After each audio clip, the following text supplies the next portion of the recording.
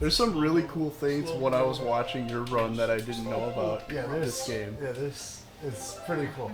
Pretty cool stuff. You missed the hoots. Those are hoot rods. Alright. What's your PB? Oh, wait, we gotta name our character. 17. Okay. Let's name him Link.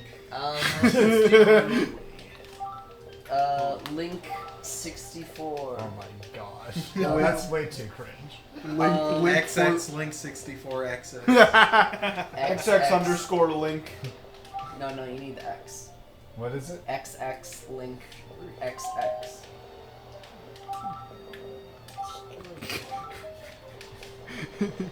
Alright. XX. Beautiful. Bro, you're not even doing lowercase capital? No, yeah, we need that. Yeah, you Okay, so go back. Oh my god. Lowercase Go X, back. capitalize X. No, it's capital first. No, it's small big. It's small. You. Yeah, then Link. Then do. Yeah, Link. Yep. Yeah. Unless you want to be hip and trendy, in which case you would do lowercase. Yeah. And then uppercase and lowercase. There we go. There we go, guys. Link. Alright. XX Link XX. Let's do this. Here we go. And 3. Do you have timer? Yep. 3. 2, 1, go! Let's try that again. I was not on edge. Alright, 3, 2, 1, go! Alright, now we have a 5-minute unskippable cutscene. Lay back a little bit, Joe. Let's do a little interview here. How's it going, man? I have things I need to talk about. But I'll answer all your questions. Sure, talk. I had a moment of stand Alright, folks. getting really unsettled with Ryan Cutout being directed. Yes. How's he doing? He's staring. Alright, so this is The Legend of Zelda The Wind Waker. We're playing Moonjump all dungeons. So we gotta beat all the dungeons. Dragon Roost Cavern, Forbidden Woods, Tower of the Gods, Forsaken Fortress, Earth and Wind Temples, and then Gen's Tower beat the game. And then we also have the Moonjump ability. So same general principle as my TP Twilight Princess run last year. So literally, the week after BGDH last year, I got the idea to do this. And I did, I made a route and did a run of it. It was a 3-segment run because I was really bad at the game, so I was struggling with tricks. But it ended up being about 3.5 hours. And from there, I just kept progressively learning new things and got it down to about 3 hours and 9 minutes. Basically doing the all dungeons route with some alterations in the beginning sections. Eventually, our good friend from college, the Legend of Lane, we know him as Blake. He really helped out in making this run what it is.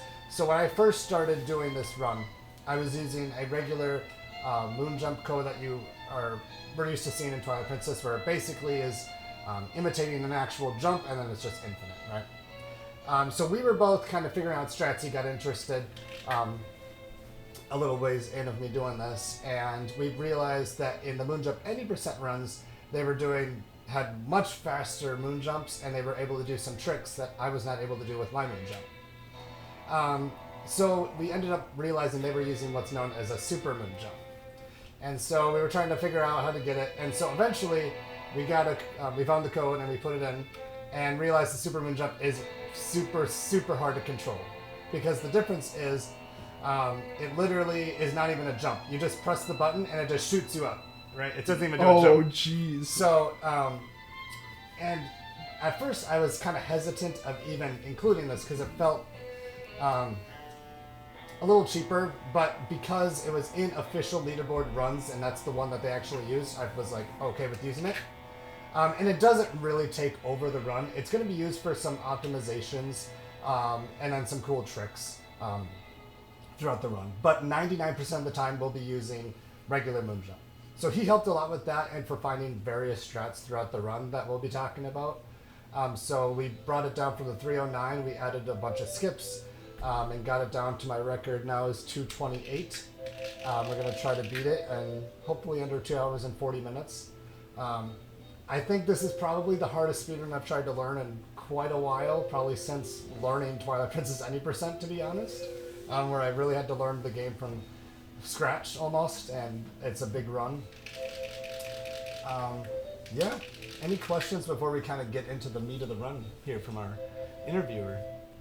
Anything? So from you? Joe, Yes. did you know that there is a Moonjump glitch in this game? Tell us about it. Yeah. Yes. Tell us about it. So there's this glitch called zombie hovering where, basically if you get knocked down to 0 hearts, there's like a frame where you can like mash. I don't remember what you mash, but you basically can hover in the air. And the problem is though that if you don't have like a fairy or if you can't land on like a heart, you just instantly die. Yeah. What you're saying is Joe is cheating for no reason. Yeah, that's exactly what I'm saying. Yeah, he should be doing that. Zombie every hover single time. everywhere. Yeah. Everywhere. So zombie hover is obviously a glitch that's not useful to us at all. No. But what I want to say though is this run has a great balance between glitches that are unique to Wind Waker and make it super cool, and unique Moonjump things that are that you wouldn't see in normal Wind Waker runs. So it really has a good balance. You'll see plenty of Wind Waker glitches if you've seen runs of this before. So normally what runs would do at the beginning is what's known as a manual super swim, where you pause buffer back and forth in the water for like 3 minutes and then build up a bunch of speed and shoot out to Dragon Roost and get the Wind Waker. It's very, very hard. We aren't going to be doing that, and we don't really need to do that to get out of here quick. We'll be doing something a little different. Will you be moon jumping? We will be moon jumping to accomplish this, yes. This is actually super cool. Alright, so we're going to hop down here.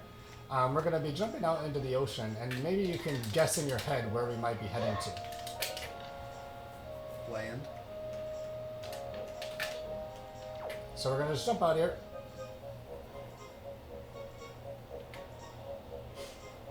And we're just going to go into the ocean. Eventually we'll maybe fall down.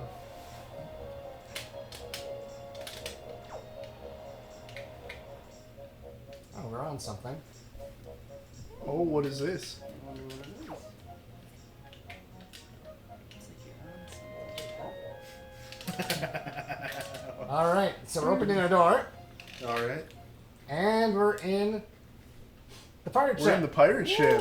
Alright, so the pirate ship collision is loaded at all times. You just can't see it normally until a little bit later into outset.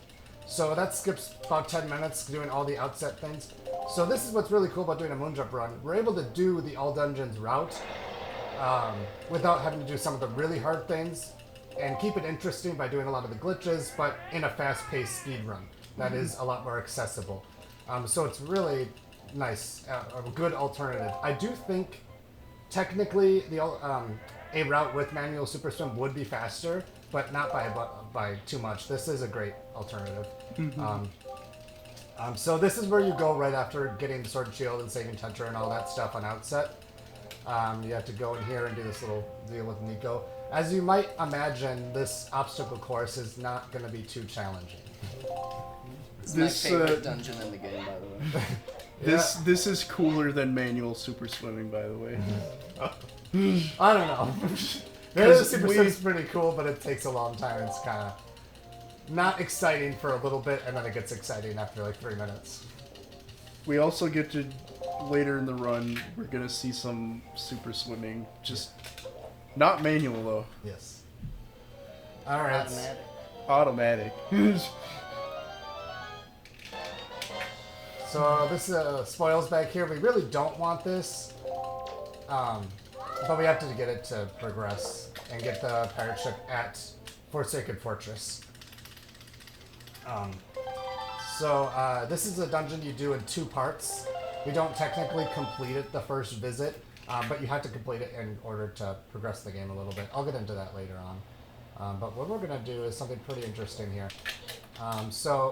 Right now you're supposed to go up and talk to Tetra and trigger a cutscene where you get launched over here in a cannon to Forsaken Fortress. If you don't watch that cutscene, your save spawn stays at the pirate ship. So we're going to do something pretty interesting once we get to Forsaken I Fortress. was actually wondering about that. Yeah. what happens Yeah. later. Yeah. So we're kind of jumping a good amount across the ocean. You might think jumping island to island might be something we would do in a speedrun like this. It's really not something you want to do. This isn't even close to one full quadrant, and it still takes a good amount of time to get over here. So even though you could jump island to island, it's way too slow to do that. That's really not necessary to make the run fast. I was a little bit off on my landing spot there. Alright, so right here you get the Gossip Stone.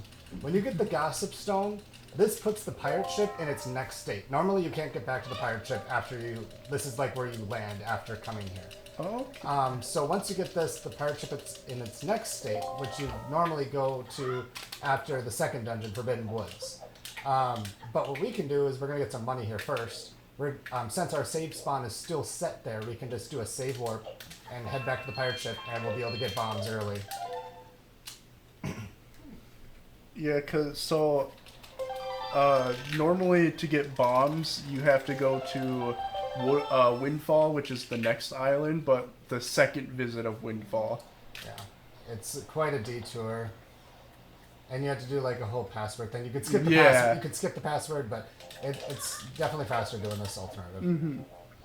And so now we're down to pirate ship 2. So within the past 2 minutes, he's changed this entire area here. Oh man, it's another puzzle. This one's slightly harder because he closes the gate, so we have to open it first. So much more difficult.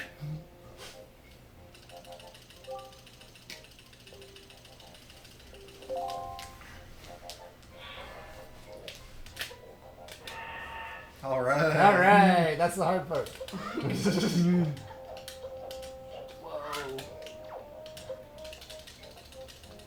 So bombs are really good because, for a number of reasons, the biggest use that they'll have early on, is Forbidden Woods, which is the second dungeon. We can beat that dungeon in just a few minutes by having bombs early.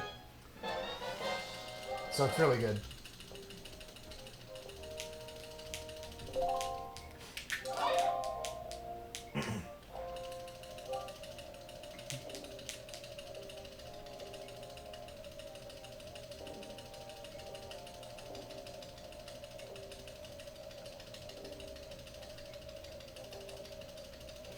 So one interesting thing, if you were to leave here normally,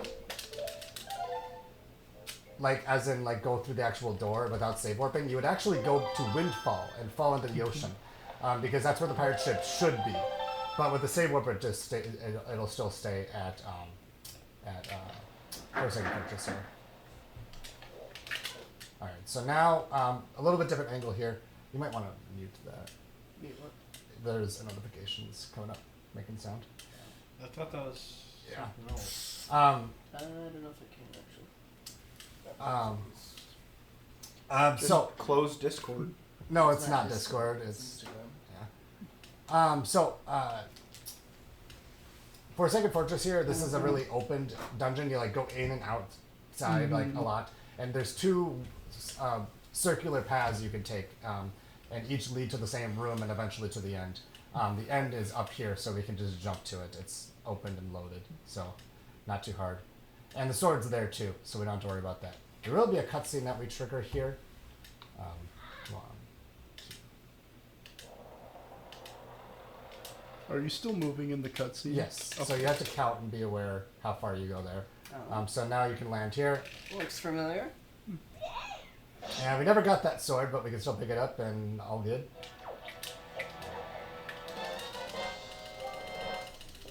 Also, we never dress up. We're just casual Link. Yeah, pajamas. We're new game plus Link. Skip the fight there, and that's the first little bit of the game here. So we got a little cutscene. We'll get to meet the main villain of the game, not Helmrock King, but Ganondorf. Errol. Yes, her, yes, she's the main villain.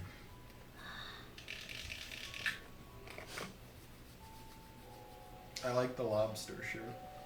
Yes. Yeah. Those are some good PJs. Yeah. Got his Breath of the Wild gear on. Link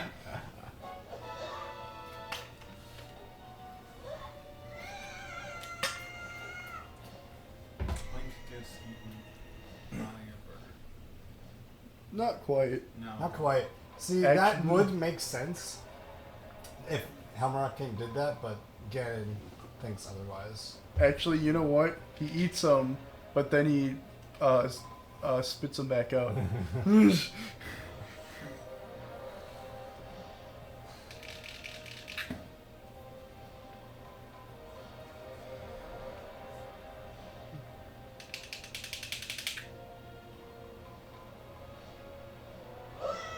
So he spits them back out. So one thing they changed in the English version here, they added a short cutscene in between these two cutscenes here. So right here, we're just going to end up in the King of Red Lions. In the English version, they added like a 5-second little cutscene in between where Link is like passed out in the ocean and bumps into the King of Red Lions. So that's one change. We are playing on Japanese version on an official disc. Saves time and text. There's other gameplay differences, but they won't impact the speedrun at all. They used to back in the day, but don't anymore. Are there glitch differences? Yes, a little bit. Not major ones. But there are nothing that would impact current day speedruns at all, I don't think. Not like an MM case where No. it goes back and forth. No, no. We just beat Forsaken Fortress 1 or FF1. That is really important because when you beat that, that spawns the King of Red Lions into existence, into the world. So if you never beat that, then he won't ever spawn, which that would cause a bunch of soft locks and things. We will get around some of the sailing throughout the game, but we will need to do some sailing. And we need the King of Red Lions to, in order to, for certain cutscenes to not soft lock and things like that, and to progress the game. And obviously we need to beat FF2, the actual beating of the dungeons. So there's a number of reasons FF1's one of the first things you do. And now he's embarrassed because he doesn't have a sail. So we gotta go to sail for him because we will have to do some sailing. So hopefully we got some good windfall movement here. One funny thing here, there's actually an infinite text loop that you get put in right here. Because we got bombs early. He's telling us to go back to outset there. But we can just skip that with a jump. Alright, so we're going to get some money. We need to get 80 rupees for the sale. And come in here, and we're not going to play Sploosh Kaboom, but he has 3 10s hidden behind his game. So we're going to go collect those, and then just leave.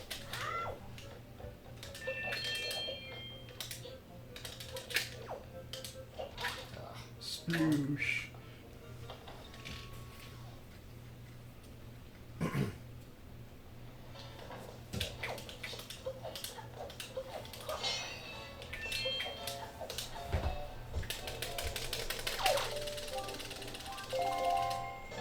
And that's the only thing we need to buy in the entire run. So we don't need rupees anymore. Yeah, that is so Boom, nice. magic armor. Yeah, it's nice when you don't have to worry about rupees the whole run. There's so many Zelda games where you just need so many rupees. Joe, get the magic armor. You that word. Yeah, I think you need the magic armor. How are you gonna beat the final boss? Without it. Oh. You can do it in your PJs? Yep. That's nice. I mean, the magic armor is not even like an armor. Are It's these a magic crystal. PJs?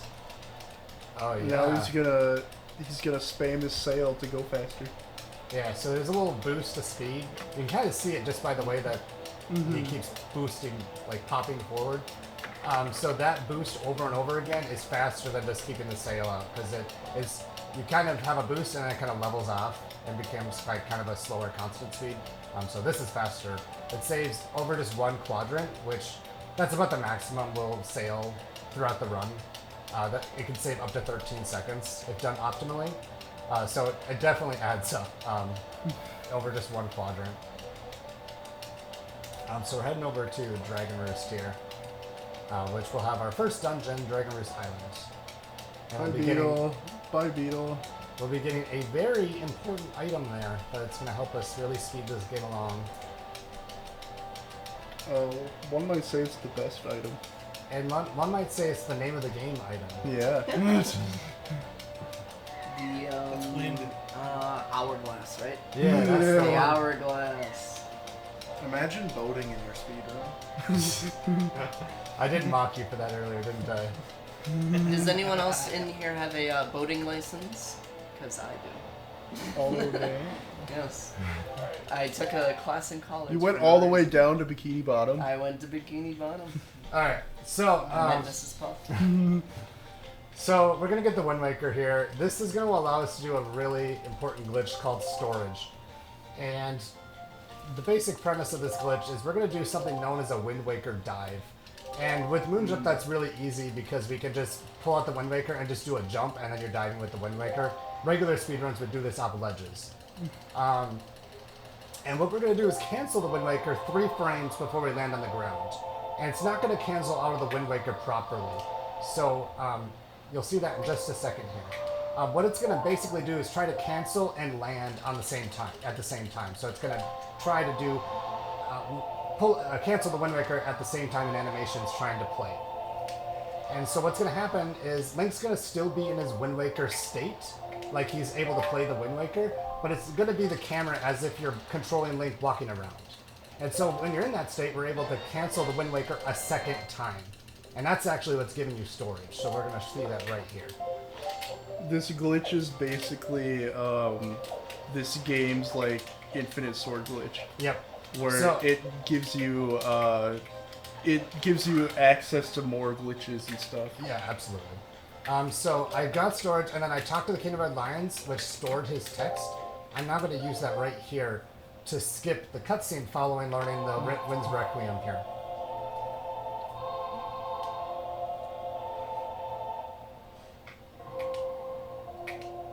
So using the text, this cutscene's stored. We're still in the Wind Waker kind of mode, but it's fine. The song is considered learned. It's in our inventory. And so now we can go on. So we're going to be heading over to our first dungeon, Dragon Roost Cavern. While we're heading over there, I'm going to talk a little bit more about storage because it's a really complex glitch, and there's a lot of extensions from it, like Kian was saying. So basically, Link can be, that's a terrible angle, can be in 2 different states in this game. He can be in a playable state, like he's in right now, where I'm able to move around and all that, and a non-playable state, where he's talking to NPCs. The Wind Waker would be a non-playable state. Anything where he's limited on what he can do. What you're basically doing when you pull out the Wind Waker is you're putting Link in a non-playable state, and when you press B, it should put him back into a playable state. Well, in the sense of doing storage, you're canceling the Wind Waker twice. So it's doing that action twice. So the next thing that you interact with, you'll be in a playable state, and it'll store that action. So you'll see that right away here. After this room, I'll be using it to skip a cutscene. And skipping cutscenes, that is like basic use of storage. But that'll be kind of our first few uses of it. So essentially, the whole reason it works is because you're able to cancel and out of that Wind Waker twice. So you'll see it right here again. Wind Waker dive. Wait. Early. There it is. So you can see I was in the Wind Waker mode, and then I canceled it. And then I jump on the cutscene, and it put me in a playable state during the cutscene, essentially. It stored the cutscene. So I was able to just go right through it. And so those are the basic uses. I hope that makes a little bit of sense. We'll be using storage all over the place in the run to do a lot of different things. We'll be skipping a few cutscenes in this dungeon, but after this dungeon, it gets pretty crazy. So say hello to Baloo here. He's very friendly. Don't worry, he actually is friendly. He's just upset right now. He's got an itchy tail. So you can jump into this cutscene here and get these guys to come to you a little closer.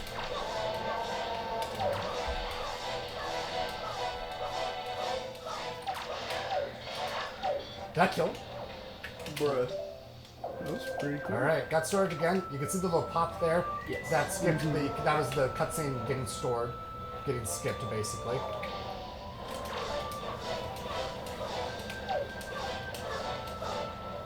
Not the ideal location, but that's alright. I kind of usually like to make him go toward medley, but you kind of just have to do with what you get there with him.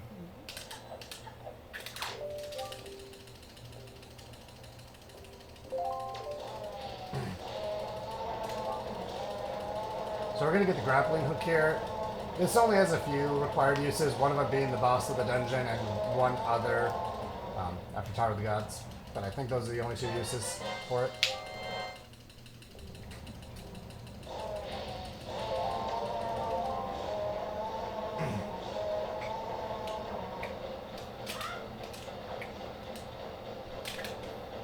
And storage again right over here.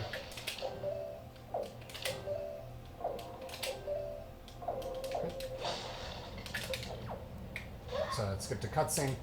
So we're going backwards through this room here. There's going to be a rock here. Normally you watch a cutscene outside that door when you blow up the door, blow up the rock and go through that room.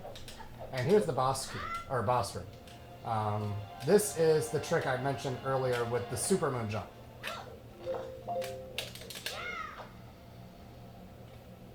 And so just like that we can clip through. So what happened there, the super Moonjump has an interesting property where if you are hanging off of a ledge and then pause the game, you can actually buffer your Moonjump and then unpause and you'll clip through ceilings above you. So we'll be using that to actually skip most of the boss keys throughout this throughout the game, besides one. Going in here can be kind of a pain sometimes.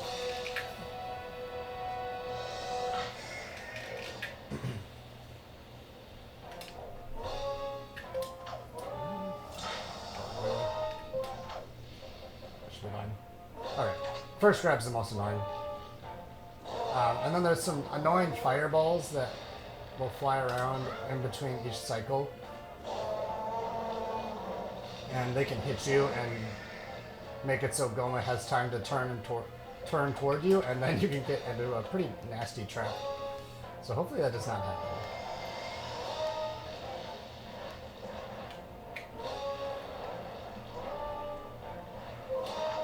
Okay.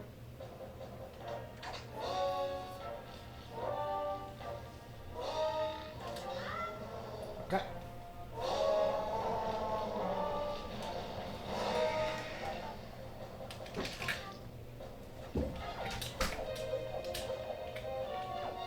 I'm trying to be behind Goma, I can't tell.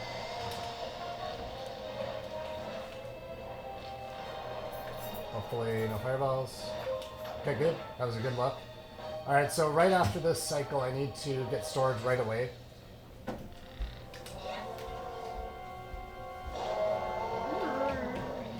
So we're going to phase 2 here. This is kind of scary because you got to get storage like while he's trying to attack you. And we're just standing right there. Nice. So we're going to get storage right here, and he's going to be lingering behind us. Good for strike. Ooh, nice. Good.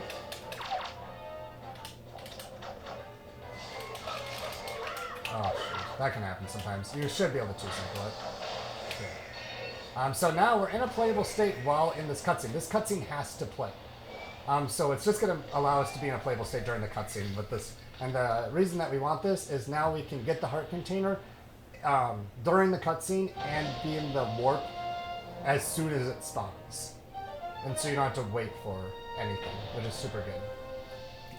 So, how often does non-Moonjump actually do storage? A lot. Okay. Yeah. A Oh, it's lot. oh yeah. Oh yeah. Yeah, Like I said, it's like the infinite sword glitch in Yeah. this game. They would just go to nearby ledges and Okay. do it. Yeah. there's that many ledges where it's Oh yeah. just Yeah. okay. Yeah. Yeah. And there's other tricks too. You can get like pushed off by a bomb off of a ledge or something. Like there's a lot of different tricks in order to get storage still. That's the first dungeon though, for Dragon Roost.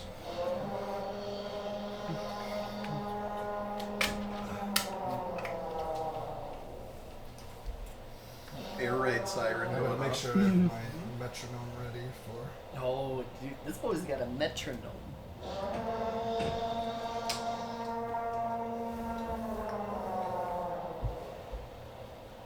Okay, so we're going to be doing a trick here. It's kind of an extension of storage called super swimming. We've already briefly talked about it, but essentially it allows you to swim really fast. What we're going to be doing is getting storage and then storing, taking out the Wind Waker. And what that's going to do is keep you in a playable state while in the Wind Waker camera mode. And the reason that's important is because the camera is always locked and fixed on Link's face when you are in the Wind Waker state. So normally, if you were to just control Link walking around and you would hold up on the control stick, it should make Link face away from you. You see his back. He would be walking up the screen. But when you're in that camera lock state, it's going to always try to make you face the camera. So we're going to be going into the water and holding up on our control stick. Oh, that's how that works. Yeah, and hold up on our control stick. And that's going to, essentially the camera's going to try to keep correcting itself on every frame to make it face Link. And we're going to be building up a bunch of negative speed over a really short amount of time. And it's going to be negative speed because we'll be going back and forth. And that has no cap in this game, as well as Mario 64, like you just said. Alright, so, first we gotta change the wind. This is the worst time that this game hopefully they're calm. Alright, so we gotta change the wind to south, otherwise the Canary Lions will not let you get into his boat. He's very mean like that. They say this is an open world game, but he won't even let you get into his boat. Yeah. It's not an open world game until the last third. Okay, so we have to do something a little bit different for this particular swim, where we get double storage. I'll mention why this is important later on, but it's needed for this particular swim, but not all swims.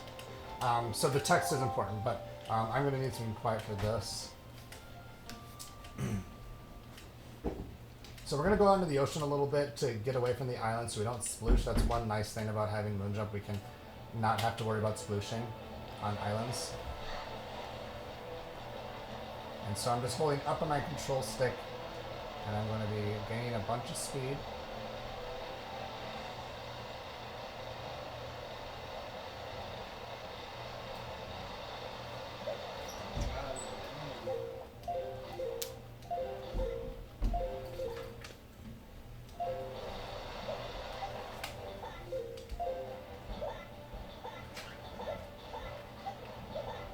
Pit stop. Nice.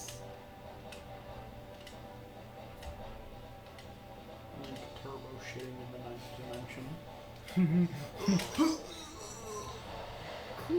No. I should know that reference. It's a barrel beat.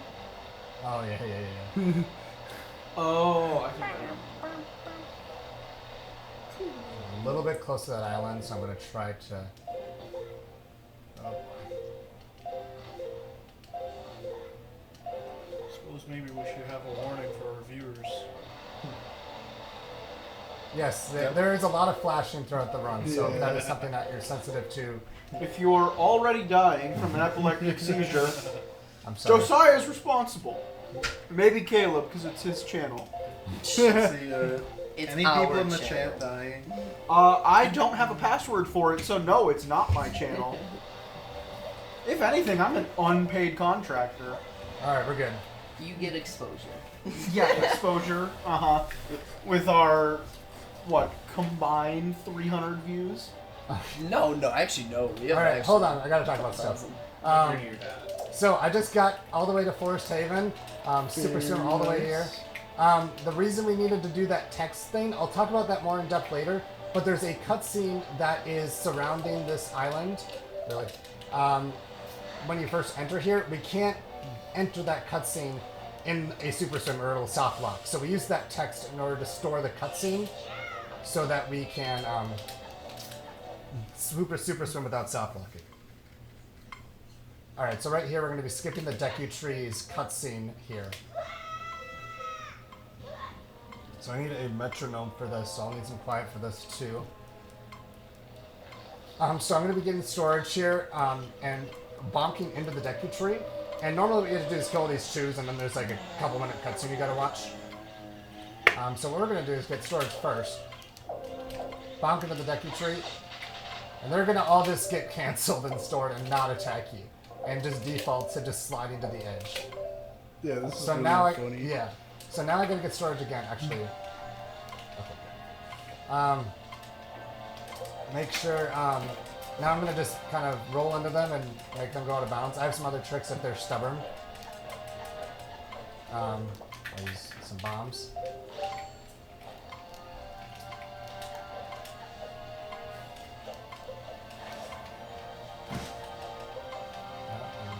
Crowd.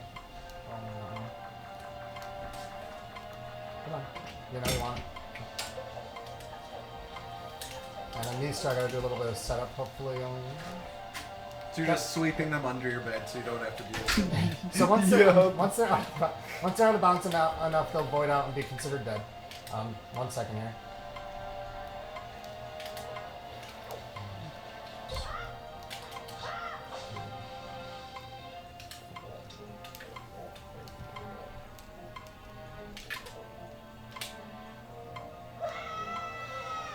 I don't know if that worked.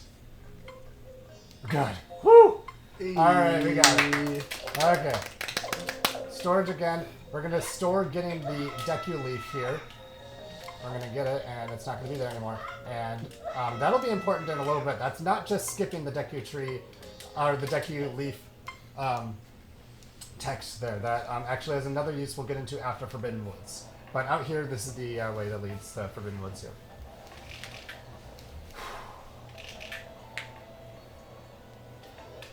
So right there, you saw once you go through a loading zone, if you collect an item, then you go through a loading zone, then you'll get the item. So you can see I got magic there. Once you get the leaf, that gives you magic. So I know I got the leaf now. How does a leaf make you have magic? It just drains magic. If like It's a magic leaf. It came from the Deku tree. yeah, so you can fly with it, and so it drains magic as it goes.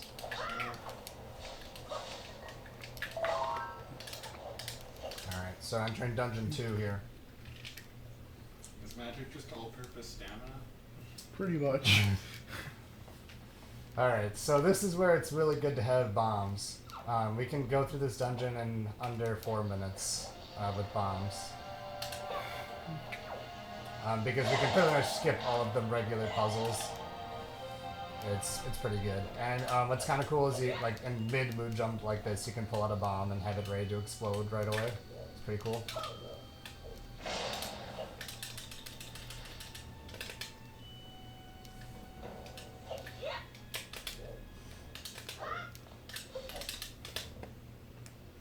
And then up here once again, pull out another bomb. This one pretty early. Go.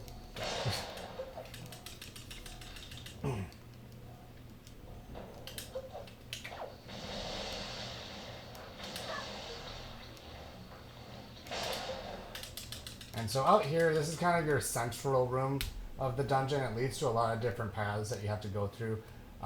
Normally you go get the boomerang. We will not be getting that. We will be going straight to the boss, which you get to through this way, which we can just get through with bombs, which is very nice. You can pull out a bomb there, so Link doesn't turn around and look at those things that spawn behind him. Saves like a second.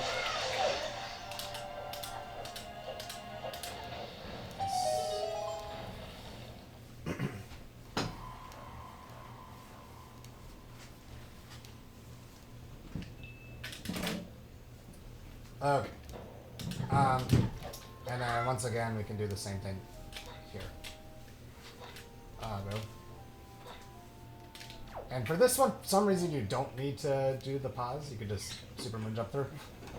Don't know why, but for that one you don't. You can just go through the ceiling. Must be a weak ceiling for some reason. Alright, so get storage, and Link's going to be very emotional in this cutscene.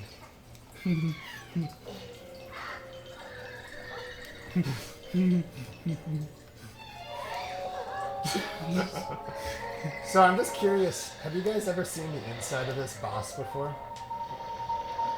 I have this morning. Oh yeah? It's a pretty cool sight. It's a big plant.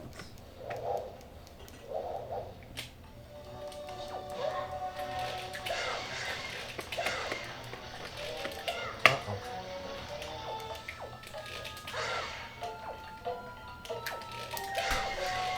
There it is. Alright. That's Kelly Demos. So you can just Moonjump, and it's the perfect positioning to just, oops. to just land right inside of him. That was actually a find by the Legend of Link.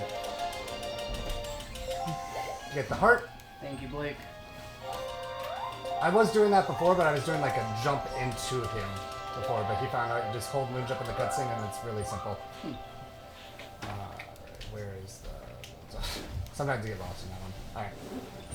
I also love how his dead body just floats. I know. It's hilarious. So you don't need to advance the texture. It just goes away. So that's, it's really nice to skip the stuff there. There's all the Makar text and everything. So we're going to get a little musical performance here from our friend Makar. It is a Korok. This is the Korok's debut. That's right. I'm going to actually switch my metronome now for later so I don't have to think about it anymore.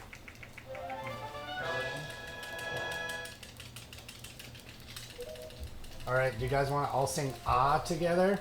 No. Let's all sing. No. Most of us were in choir, or some of us were. Oh, that's couch duty. Alright, here we go. I got Couch is a state of mind that I'm not in. I really did the Decker Tree dirty this game.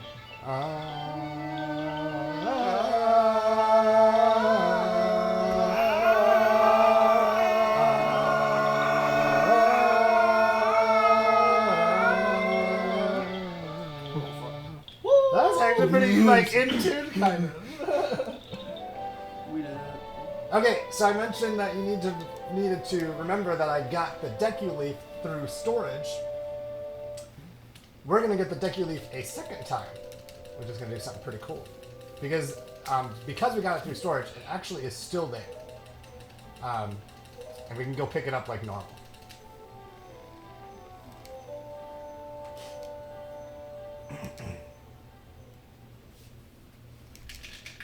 So before we leave the area, we're gonna just roll on over here.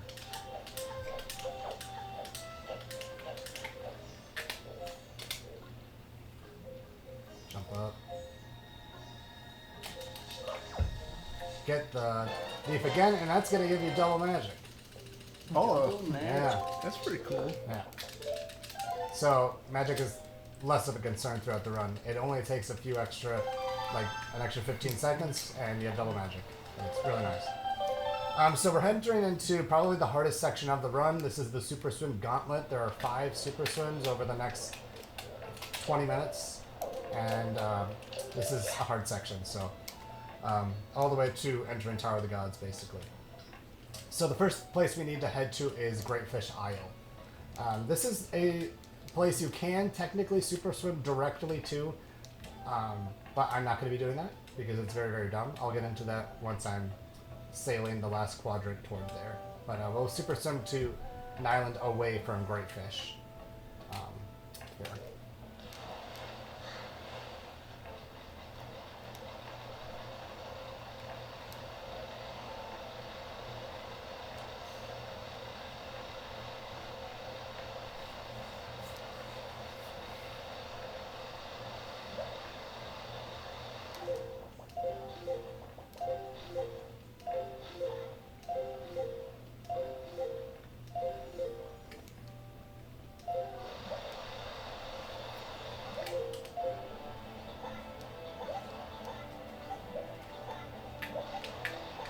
Okay, pit stop. I love how the map can't even keep up with you. Yeah. Oh, come on. It's not your... Okay. So now we just gotta go one quadrant away from here.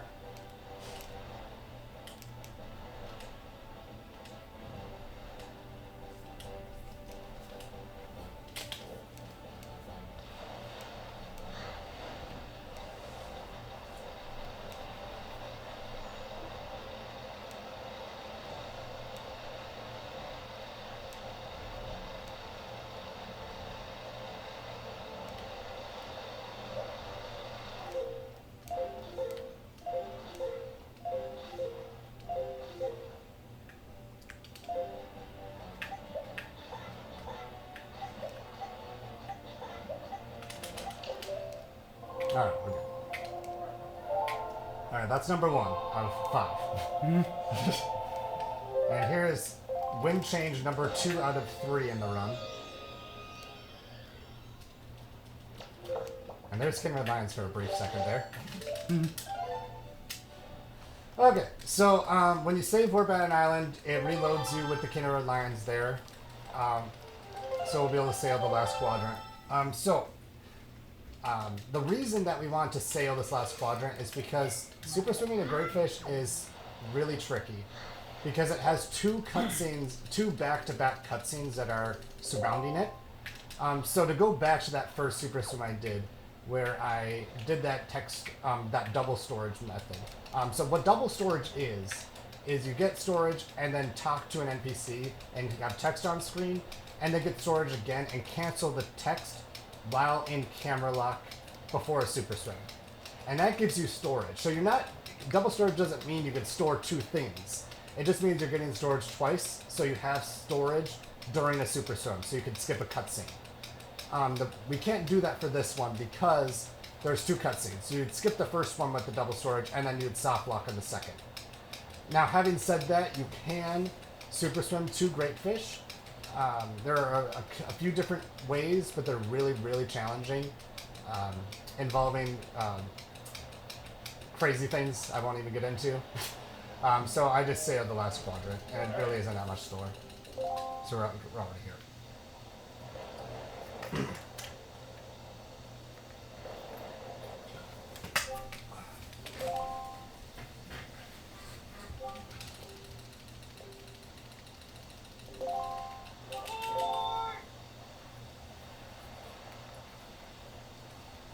So Great Fish triggers what's known as Endless Night. This is the time of the game where you normally go back to Windfall and get bombs, but we already have them, so we don't have to.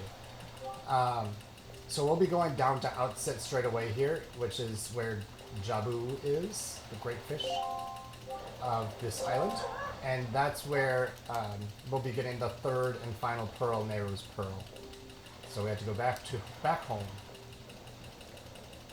And this, we also have to do a double storage super swim for this one again, so you'll get to see that. This will be the last one in the run, though.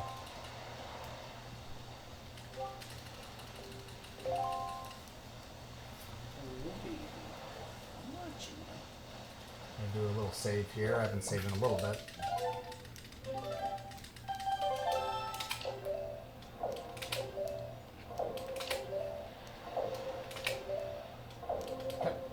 That's the first one. Good text.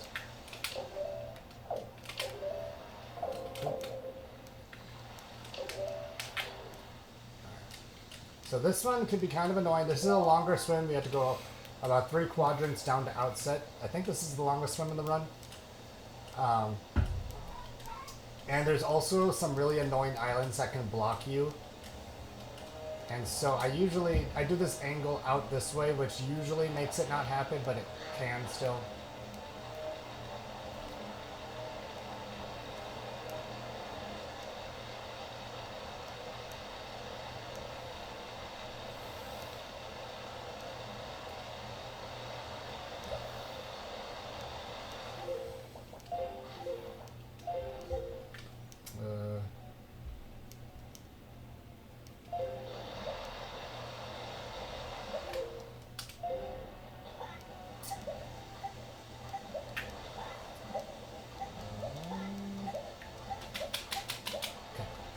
We're safe. That's not the ideal way to get this, but we should be fine.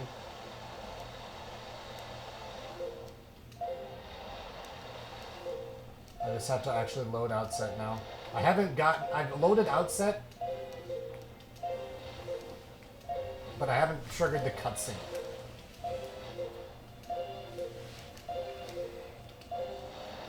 Come on.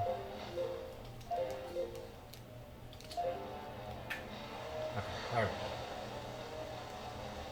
We're safe now. So, usually you'd want to land right at this point. But not a big deal. Alright. We made it.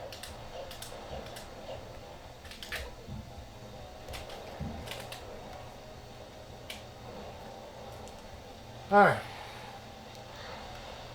That's number 2 out of 5 in the Super Swim Gauntlet. Oh yes.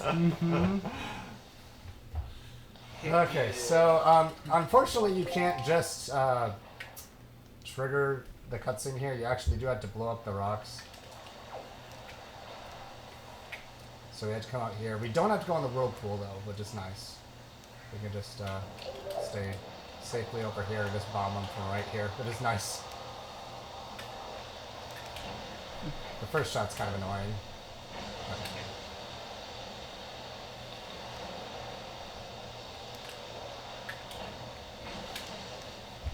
It goes right through him. I'm surprised that worked. I thought that was too high. When'd you get the cannon upgrade? I missed it. When you get bombs, you just automatically have that cannon that you can use. When you get the grappling hook, you get like a crane. Yeah. Gotcha. Items have different uses on sea as well as on land, That's so which is really cool. Yeah.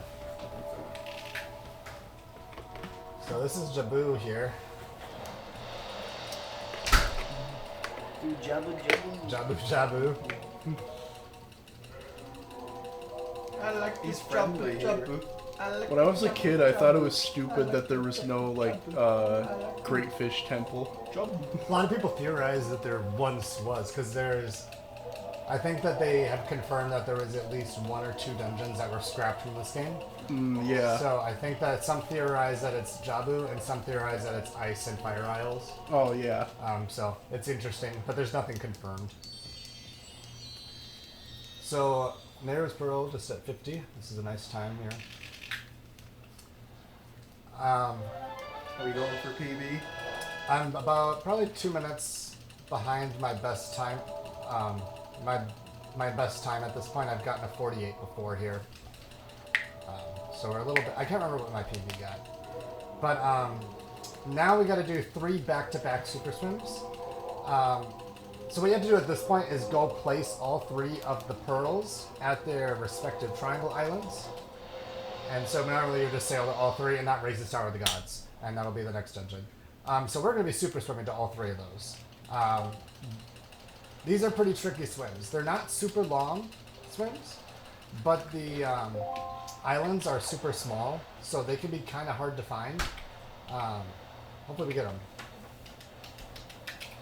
We'll be saving in between each swim so that we don't have to come back to Outset each time, because that would be horrible. Unless we fail the first one, we'll have to obviously come back here. Alright, so we're going to go onto the sea here. So there's going to be 3, you'll see them marked on my map where the 3 locations we'll be heading to. And once we get those 3 swims, we'll be able to breathe a little bit. Gotta hold your breath. Alright, here we go.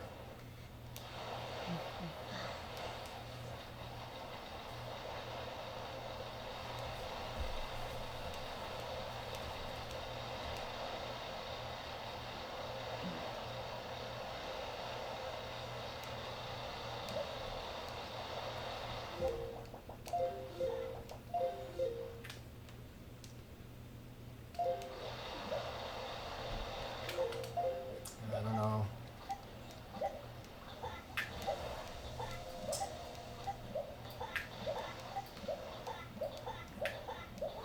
Oh. I was gonna try to save. Yeah. Save it with that. Yeah.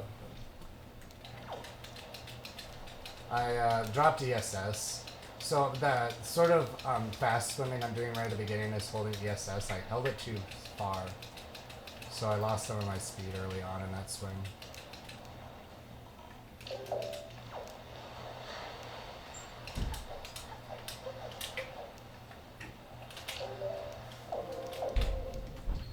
have to do it all over again. Just that swim, yeah.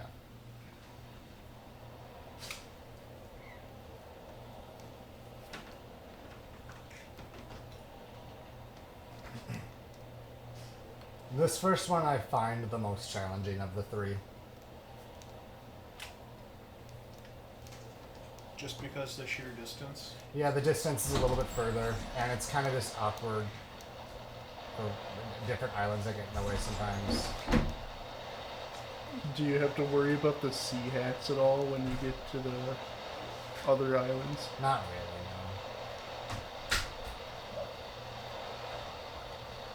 no. Okay.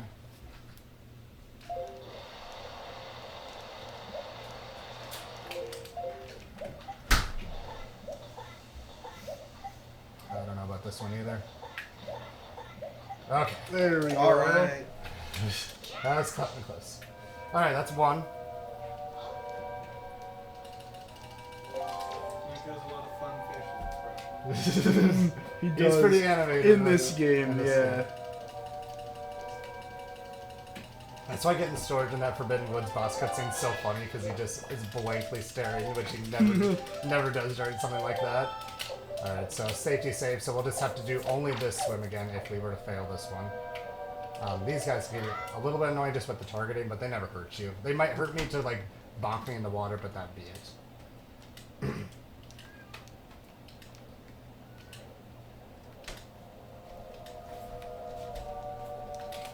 Hey there, buddy. So we're going to go to the one straight above us, north.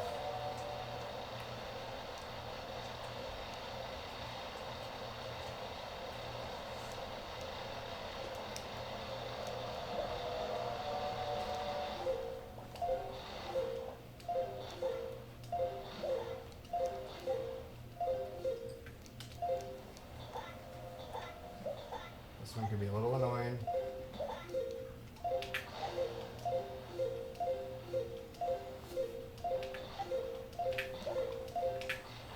There we go. Okay. 2. Alright, one more.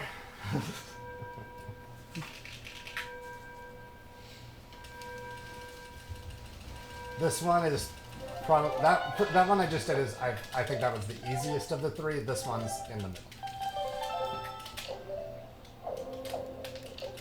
I find this one to be the hardest island to find if I have a bad angle, I guess. So we'll see.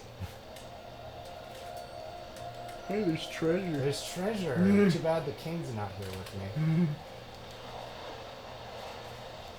I did just save, right? Yeah, I did.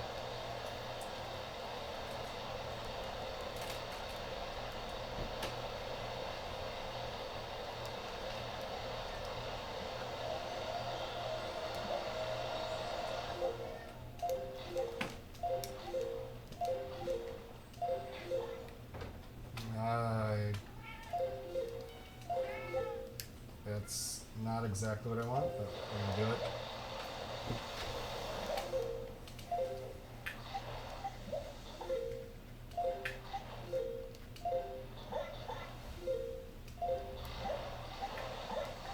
Oh, no, it's over.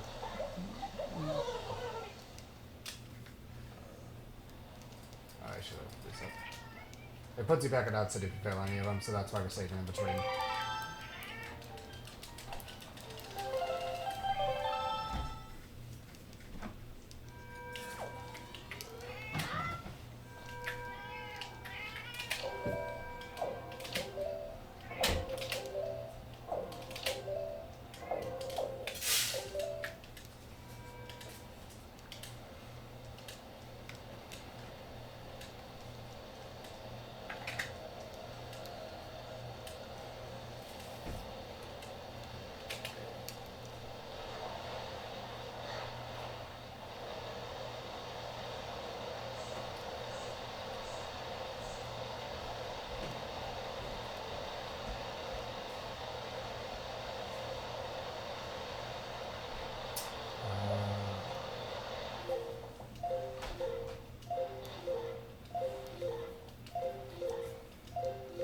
I like that.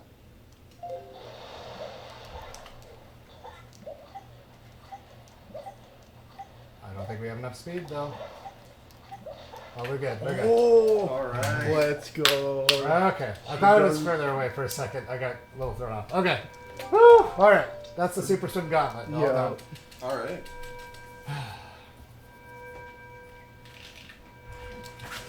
So we're entering Tower of the Gods in just over an hour. This is a nice time. My PB entered at 56:59, basically 57 minutes in, so pretty nice.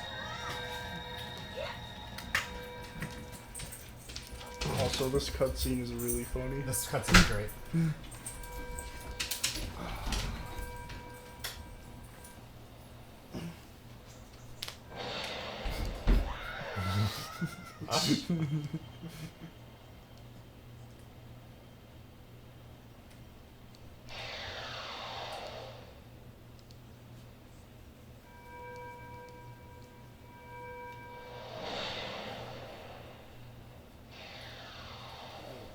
Faror, Nairu, Din. Tower of the Gods. Oh, it's a Triforce. Da-na-na-na. How many triangles are in the shape of 5. Good job. I mean, that's assuming we're using the lines in the shape. You can, if you add your own lines, you can get as many triangles as you want.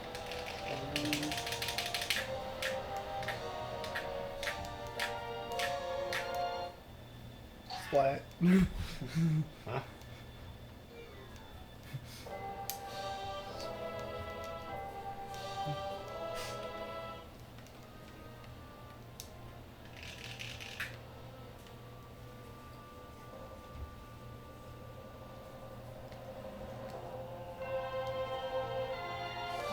Alright.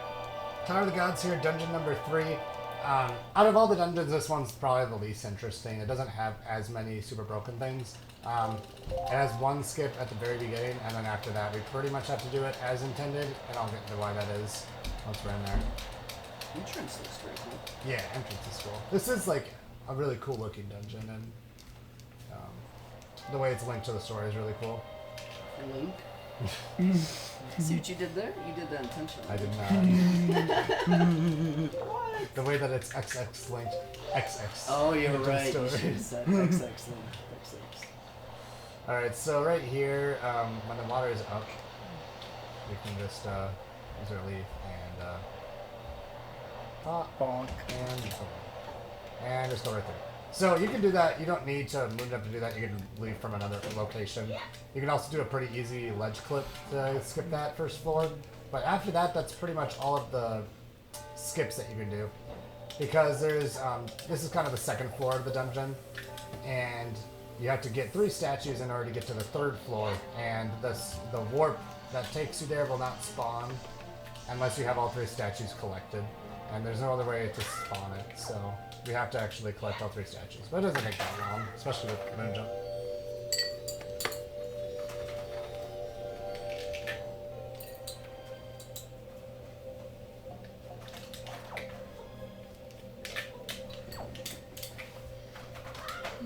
So if I were to Moonjump just off the ground, you would actually drop the statue. So I either need to jump off of a ledge first and then do a Moonjump, or do a side hop. And side hopping is faster when walking compared to walking, so I'll be doing that in certain places, but sometimes I might just choose to walk forward just because it's easier.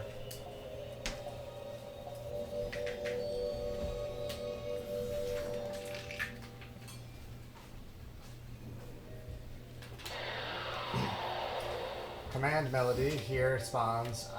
You don't need, well, you do need this for 2 uses in Wind Temple. But you have to get it anyway because the next door won't unlock unless you get this sound, so it's required anyway, even if you didn't need it.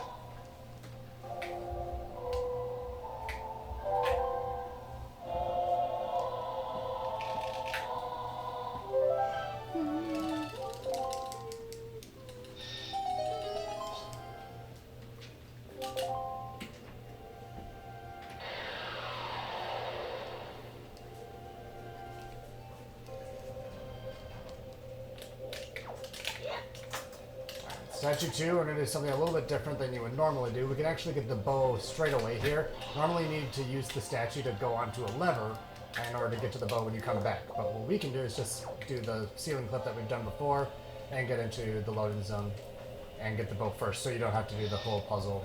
And you can just make one trip, get the statue and then just instantly go back. So it saves probably about 10 seconds. There he is, Dark Nut. Dark nuts. Truly immense nut. Nut. So the strat here is to damage its armor down, because you can actually damage the armor.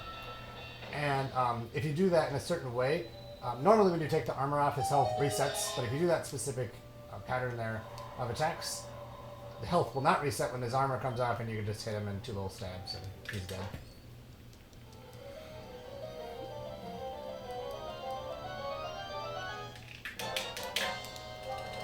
And here's the bow. And now we can just carry on and head to get the second statue of 3. Oh, that ankle, really. Just jump.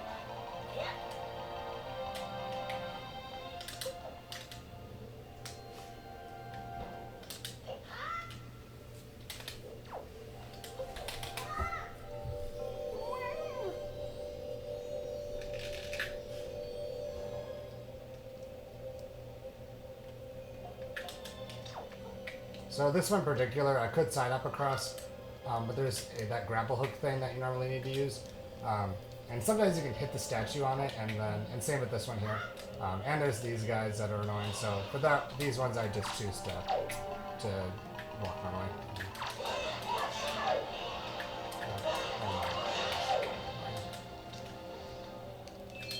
I remember in your PB video that you sent me, you got it stuck on one of the pillars. Statue. That was probably before I did the bow strat. Yeah. Because I went and got the bow. Yeah. If I remember what I think that means. Can't remember. Alright, one more. Yeah, you were having such a fun time in this dungeon specifically. I remember that run now. Yeah. That had a bad tower guns. Can't remember if Golden was bad too. I can't remember. I think he was alright. Yeah. That's how he always is. It's alright.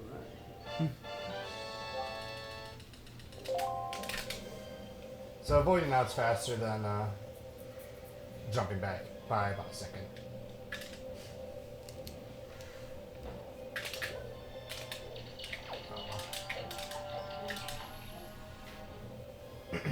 And here's the final statue. It is nice though, you can kind of speed through this kind of boring section of the run. Just go get the statue and pretty much just jump right back. So it's a lot faster than normal runs.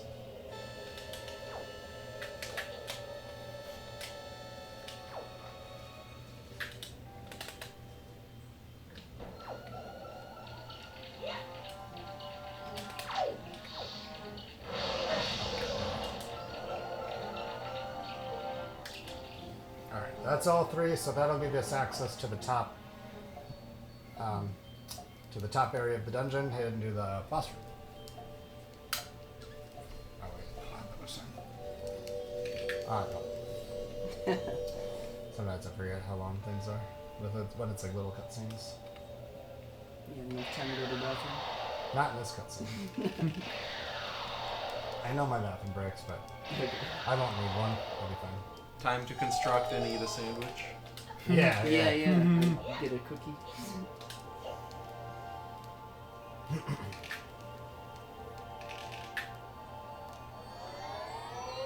Alright, so this is the one dungeon we'll need to get the boss key. And the reason for that is there's 2, I forget what the enemies are called. But they won't wake up unless you get the boss key. Oh, the laser enemies? Or the... No, these guys. What are these guys called? Oh, Armos? Arnos, that's So I was gonna say the laser enemies are just BMOs. I like the BMOs in this game more because they're not creepy eye statues. Yeah. Cute. Stop looking at your They look at you. Alright, so final little staircase here. furry cat's too warm. not Portal. I have not one. Oh. Nice. I don't always get that one. Part of your game. I need to buy the buzzer. Yes, that's the Hey, crank it out right that's the mouse. Crank it out right now before the event's over. I cannot. Okay, so getting storage. We'll get storage again in this this fight. I'm able to save this.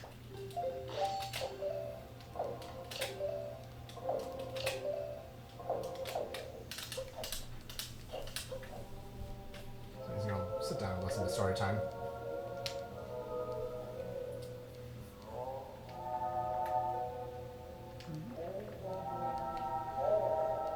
So once again, storage keeps in the playable state during the cutscene. This one has to play. Something cool in this one, we can use our items, so we're gonna try to get an early shot on one of his eyes on the face. Because they're awake and opened during the cutscene here. Got one, good. I've tried to do two, but I always miss the second one, so I don't want to risk it. So this guy's really annoying. And of course that guy came back to life. So sometimes they come back to life. Usually you just need to kill both hands once. Great. The hands. So I barely This is cancel it. a Mario Odyssey voice. You know, if these Bongo Zelda bosses Bongo. work together and just put the items that kill them in a different dungeon, they'd survive a lot longer. Well, Yeah. this one is technically a little different than most bosses. 'Cause This is more of like the hero's trial. yeah, because it's more of a test. So this boss is a little bit different. No, I'm just saying, did he get to choose? If he wanted to work for Ganon, I think that's his right.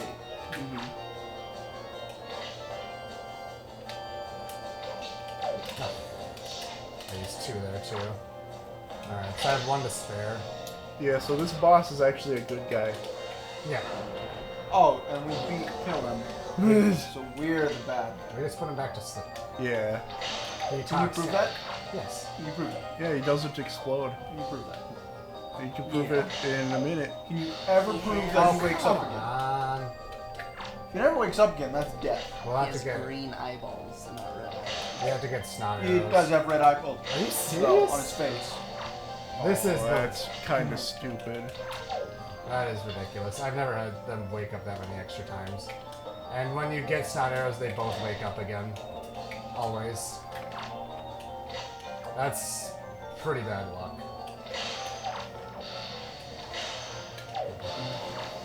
Hopefully we can just get this guy now.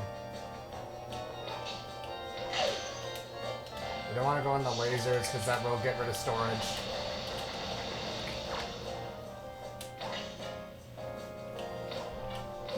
Really? Oh, he's probably actually we have a chance to get this. Sometimes even with the last arrow, if you shoot it at certain times, he'll not even let you really make. Like, you won't even be able to actually shoot, technically, because it won't... Like, as soon as you shoot, he does the snot arrows. Unless it's right after his bomb attack. So I needed to get that last arrow out quick to try to finish the fight. Otherwise, he would have given me snot arrows before I even made contact. Which is kind of cool.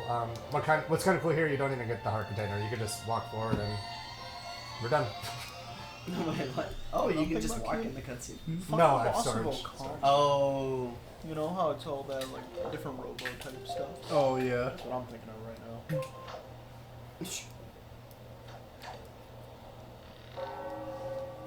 now. Kill the Bell of Awakening? Now you just gotta go down to Blight Town. So that's Dungeon 3 done.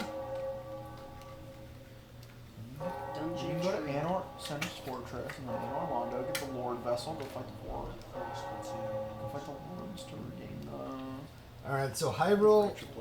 We're going to be heading down to Hyrule. This has a lot of hard stuff. After we get... The barrier skipping?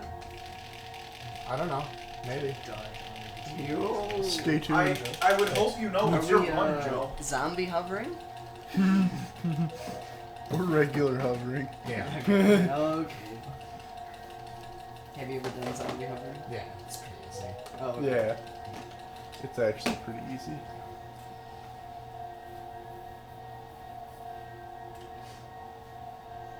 So we got a little cutscene heading on to Hyrule. We can get Master Sword now, so that'll be the first thing we do is get Master Sword, and then we'll be doing some pretty interesting things. Normally you just get Master Sword, and then you just come right back up to the surface. Link's face.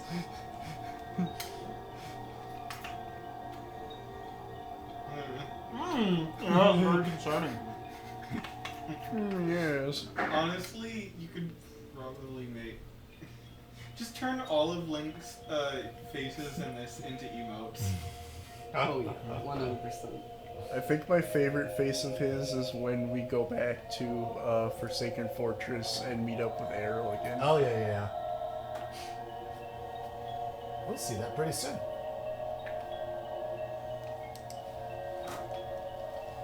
It's all black and white. Are we in that one Kingdom Hearts world? Oh, Timeless River? Yeah, Timeless River. Kinda looks like it. Kinda. Yeah, they're both black and white. Yeah. That's the only similarity. Yeah, probably something else.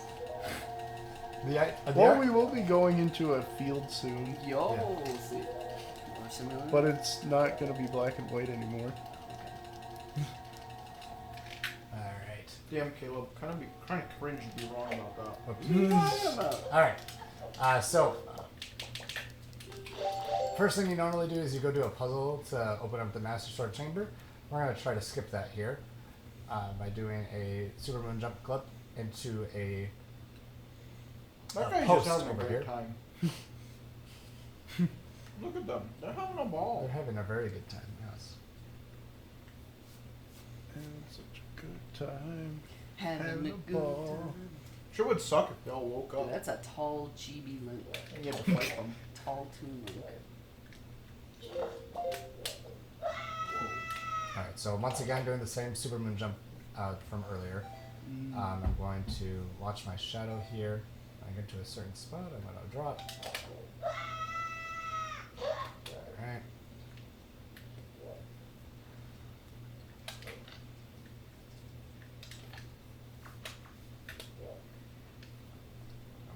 Back down this railing out of bounds, and then It's a long road to get to where you were.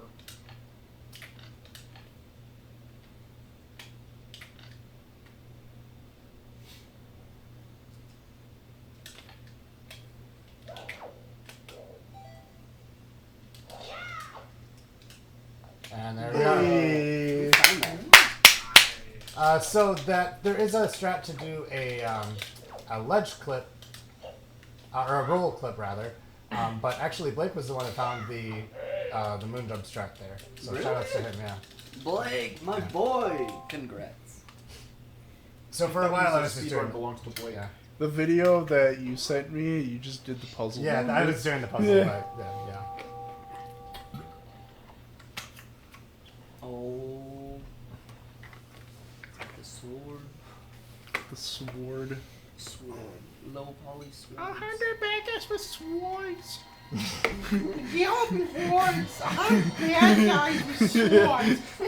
Sent those men to their lord, but sadly, that's included on the villains covers CD. The Which villains. I find that to be like the questionable inclusion. Well, yeah, it's not a villain song. Well, I mean, it's attempting to get married under completely false pretenses. It's very manipulative. But It's not a villain. Why is it? That's like a haven't realized the. That's like a haven't done the story or the character arc song yet. Yeah. villain, got it. Technically, Because Aladdin is a thief. Yeah, I which mean, makes him a Aladdin bad is a guy. little bit more sketchy than a lot of the other Yeah. protagonists, as far as He's his just life. trying. He's kinda just trying to just- survive. Yeah. He's kind of just trying to do a marriage fraud, though. He's got a sword. Hero sword. All The right, hero sword. we got the Master Sword. Also, That's like, the best instead of sword. wishing to, That's the pretending to design. be rich No, or it's not whatever, from he the could have Charter just been School. like, Oh. can we just change the social system? Yeah. Rebuild from the ground up, Balance economic You know, classes and Aladdin got 4 wishes. stuff. Oh shit, Yeah. bro. Yeah. Well, technically, some of his wishes were never granted. But we'll get to that. And let's get to that conversation when there's a bunch of cutscenes in a little while. Okay. In a little while. But first, we gotta do a trick to get out of here because I don't want to fight all of these enemies. Coward. I know, I'm really scared. So we're gonna do a glitch instead. Oh man, there's You a would. bug on that TV. We should smash it. Okay. Alright, so that's a bomb or a push clip there. So if you you can use a bomb that's the most common use. If you push yourself into it, right in the corner of a wall, it'll push you the opposite direction into the wall and with enough speed to clip. And here is barrier skip. So the first thing I did there was cancel the Wind Waker, cancel the damage knockback by pulling out the Wind Waker at the same time. Let me do this first. Crap. Yeah, this is where the bridge gets blown up. So I canceled taking damage from it with that first glitch, which is a frame perfect trick. Now I gotta do this thing. Okay. Okay, that should be good. So that first thing, I pull out the Windmaker at the same time that damage invincibility frames end, and so then the knockback part does not affect me, but there's still that giant wall. So then I do this precise side hop. Hopefully this angle's good. I think I'm a little bit over, but I can leave. Alright, let's pull out the leaf right about here. Oh, we got it. We're good. So you can leaf above loading zones and you'll still trigger them. So here we are in Gan's Tower. This is gonna... You might be wondering why we're here. We haven't beaten all the dungeons. We're gonna do quite a bit of stuff in Gan's Tower here. It's got some important items and things that we need to get done here. First thing you normally do is the trials. There's a number of ways to skip them. We're gonna do the Moonjump method, of course. We're gonna do the Moonjump method. The Moonjump run, ridiculous. Yo, this is like the Fire Temple of Ocarina of Time. Okay. So another just super Moonjump ceiling clip there. Just like the bone. Alright, so coming up is one of the most annoying and challenging tricks in the run. This is the big roadblock for skipping the boomerang. There's a puzzle that we need to do in the following room that you normally need boomerang for in order to make a warp that goes to Forsaken Fortress from Ganon's Tower here. We don't have the boomerang, so we're going to have to use the bow, and the timing of this is so precise that you need to pause buffer frame perfectly, and you have very little wiggle room. So I need complete silence for this.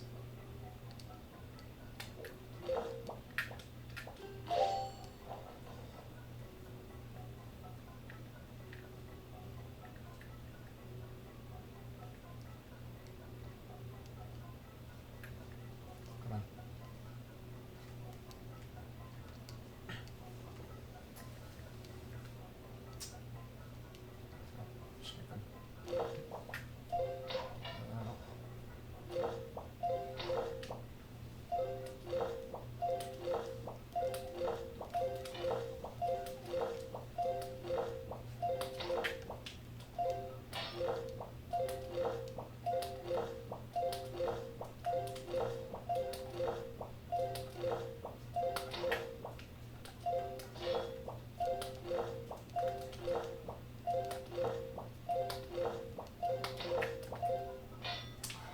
I had a feeling.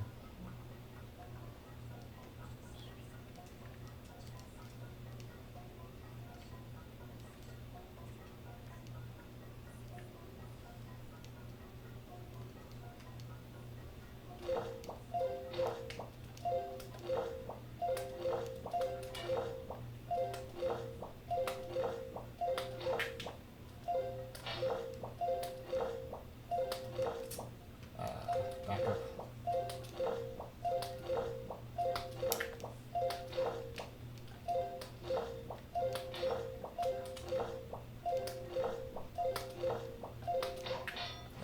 Let's go!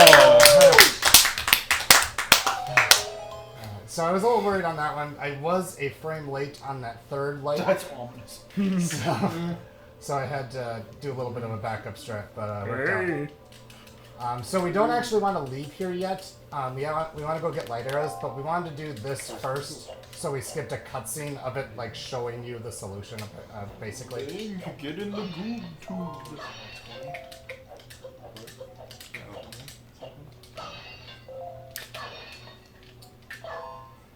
Alright, so the next room leads to the light arrows area.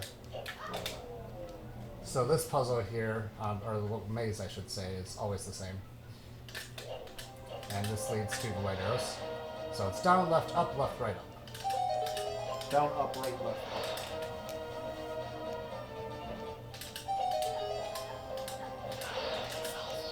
No, I don't think I did. Wow, this is exactly like the Lost Woods. It is. Coincidence. Complete coincidence. Alright. Hopefully it gives me a ground spawn here, would be ideal. Yes. Alright. Yo, get that sword. And so that gives you light arrows. And the great thing about getting light arrows here is that it gives you all 3 elemental arrows. So this will give you fire, ice, and light arrows. Oh, all that's in one. neat. That's just how the game works. Yeah, that makes sense. Yeah. If I had to guess, your bow has states of like 0, 1, 2. Yeah. Because this is not you never get light arrows until Ganon's Tower. We're at the end of the game right now. Never should be here this early. Mm-hmm. So now we're going to be able to use light arrows in earlier dungeons. So that kind of sounds like you're cheating. Also, there's a Phantom Ganon fight right there that we're supposed to do. We're not going to do that though. We can just leave. We'll come back. We'll see him later. Actually, we'll hear him later. At least we probably won't see him. All right. Up until now, everything is blind to me. So. Okay, cool. This is Raw Star watching. I've been tuning out. We're at the end of 2 days, and I love you guys, but it's hard. I am a limited man. He is limited. Alright, so we're going to go beat Forsaken Fortress 2 now. So that warp brings you back here. Which is nice, because now we can just go be FF2 now. So, Unfortunately, if you guys want to keep my attention, I have to add some Subway Surfer Oh, content right on here. the side. Look at Link's face. Right here. Be quick.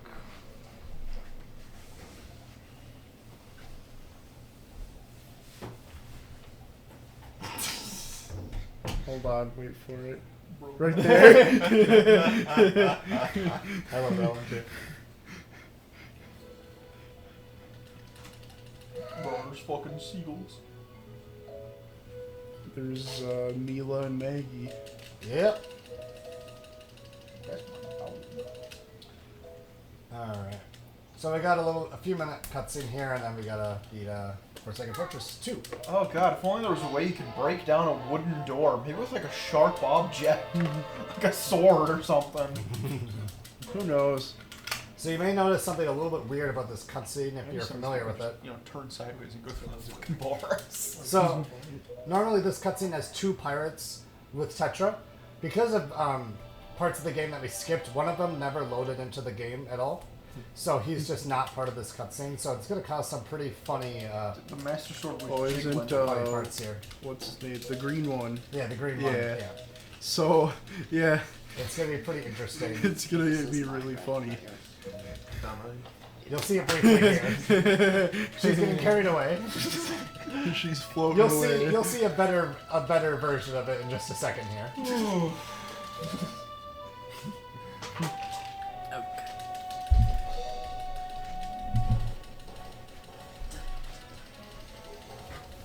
We're gonna go stab Ganon and nothing is gonna go wrong. That's right. Nothing. Everything's gonna be okay. You're still in your pajamas, Joe. I know. You're- I need to you're- wake up. Yeah, you gotta wake up. It's all a dream. I This is mean, Link's Awakening. I'm just saying, there's only So who's she talking to? 4, maybe 6. All right, here we go. Here we go. Ready? He's taking her away. Oh god, it's Ganon! Bye Ganon's powers! No.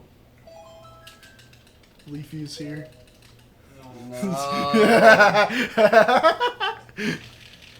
Here's what I'm gonna say, right? In regard to the pajama codes, I think maybe off the top of my head, there's only like 6 people in the game that we see ever change clothes. Link, Tetra. Tetra changes like her whole everything. I don't think Tetra technically changes. Tetra's a And new then character. the rich daughter and rich father, Yeah, Mila and then Maggie, the poor and then father their- and poor daughter. Yeah. So I think maybe Link is not wearing his pajamas, but in fact it's weird to change clothes, and everyone just wears the same clothes all the time. Alright, so In New Game Plus, you get to keep your pajamas. Yeah, so Link stops being a fucking weirdo. Yeah.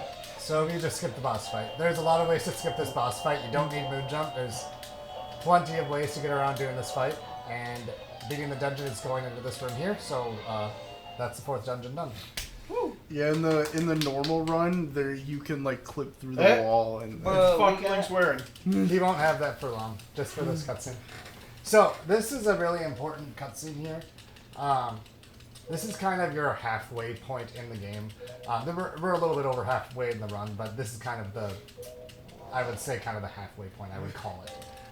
But basically, the Link model changes in this cutscene. And so any major cutscene earlier in the game, if we were to go view it at this point, the game would crash, and vice versa. If we were to go up while we were just in Ganon's tower and try to go beat Ganon, the game would crash. Because you can't watch any major cutscenes. It literally is 2 different Link models. So it gives you the shield here. We're not going to keep the hero's clothes. I'm not entirely sure why, but you don't keep the tunic here. But this is an important cutscene. This is kind of the divider in the run. I will say, if you need a bathroom break or anything, the next about 10 minutes of the run is mostly cutscenes. After that, it's going to be Earth and Wind Temple, which are really, really, really cool. Bro, So why you did don't they- want to miss those. Why didn't they put the fucking Wind Waker Ganon sword in Tears of the Kingdom? That'd be so cool. That would be really cool. Way fucking cooler than like the boomerang. What are you talking about? It's the coolest I mean, Ganon's in his Bro, pajamas no now. one gives a shit about little boomerang. The giant boomerang's the only one that matters. I like the Twilight Princess tail boomerang because it lets you do cool jumps. My favorite boomerang are the Zora Rangs. No, yeah, no, those ones are cool. They just come off of Mikau's body. He's a fucking freaky fish man. I am not a freaky fish man. Josh, that's racist. Josh. You can't say that to fishmen. Josh. No, it's not because I have problems with fish. Because I have problems with everyone, and I just want to deride everyone. Hyruleans just pointy-eared, knife-eared fuckers. Gerudos are genetic freaks that are way too tall. Gorons are just fucking lumpy. Dorito in this game are especially ugly. Bro, you guys beat Ganon. He's dead. That's the end of the game. Alright. No. My god, the Yay. powerful, like, spirit, nature spirits actually fucking do something for once. Yeah. Crazy.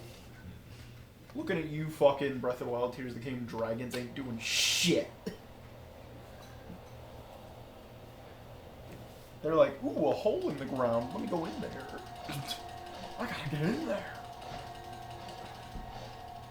No, fucking rip Yu-Gi-Oh! Bridged. I don't think it's ever getting a new episode. No, they're still working on it. It's been like 4 years. No, it hasn't. It's been a while. It's been like a couple months, like 6 months. Like, it's been less than a year. Unless they uploaded one and it completely bypassed my notice somehow. Have you watched the game before? I think once or twice. You know what we need a new episode of? What? None Piece. None piece. He needs to just make anything, honestly. I think he's done. Yeah, yeah. 'Cause Oh, he- yeah, yeah. He got his medical license like a while ago. What's the synopsis?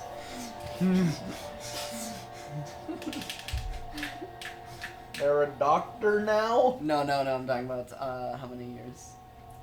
None piece? Here's a creepy Like Link eight. face. No, no. Yu-Gi-Oh. 1 year. Yeah. It's Whoa. You're just sitting on that. So this always used to like creep me out. How you're in the Kingdom of Lions here, but he's just not actually. You can't actually talk to him. It's like he's. Just Yeah, that always confused me. Like, I mean, I get it, but like it always was like creepy to me in some weird way. I don't know why. What? Because you can't talk to him because if you haven't played this game. I know. I Fucking know. Caleb, figure it out. Give him the program. How's he talking though? Through the Gossip Stone. Is it really a gossip stone if you don't crawl into its mouth? What? Is it really a gossip stone if you can't bomb it and it rockets into the And air? it tells you the fucking time. Because that's what I need in my Zelda game, the real life time of day. You can do that when you hit a gossip stone in Majora's Mask. It tells you what time it is. Like it's not Right, at the yeah. bottom of your screen. Exactly. OOT does it too, right? I think. Huh? It tells you. Doesn't OOT also? Do Yeah, that? yeah. I think so. Is there only the one I think there's only the one gossip stone in Skyward Sword. It's the tutorial. Yeah. That has the video tutorials. Isn't there more than one? I don't remember there being more.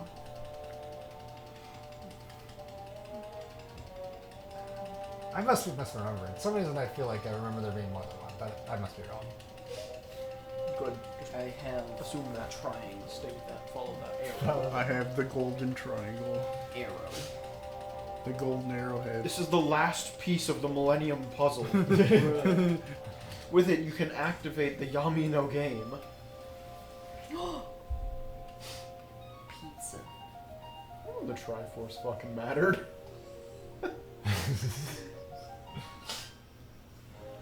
It never did. Mhm. It did in The Legend of Zelda. Yes. That's the only. Matters in a lot of these games. Well, not in the new ones. Who's this guy? Spoilers. Oh my god. You fucking bleached her skin.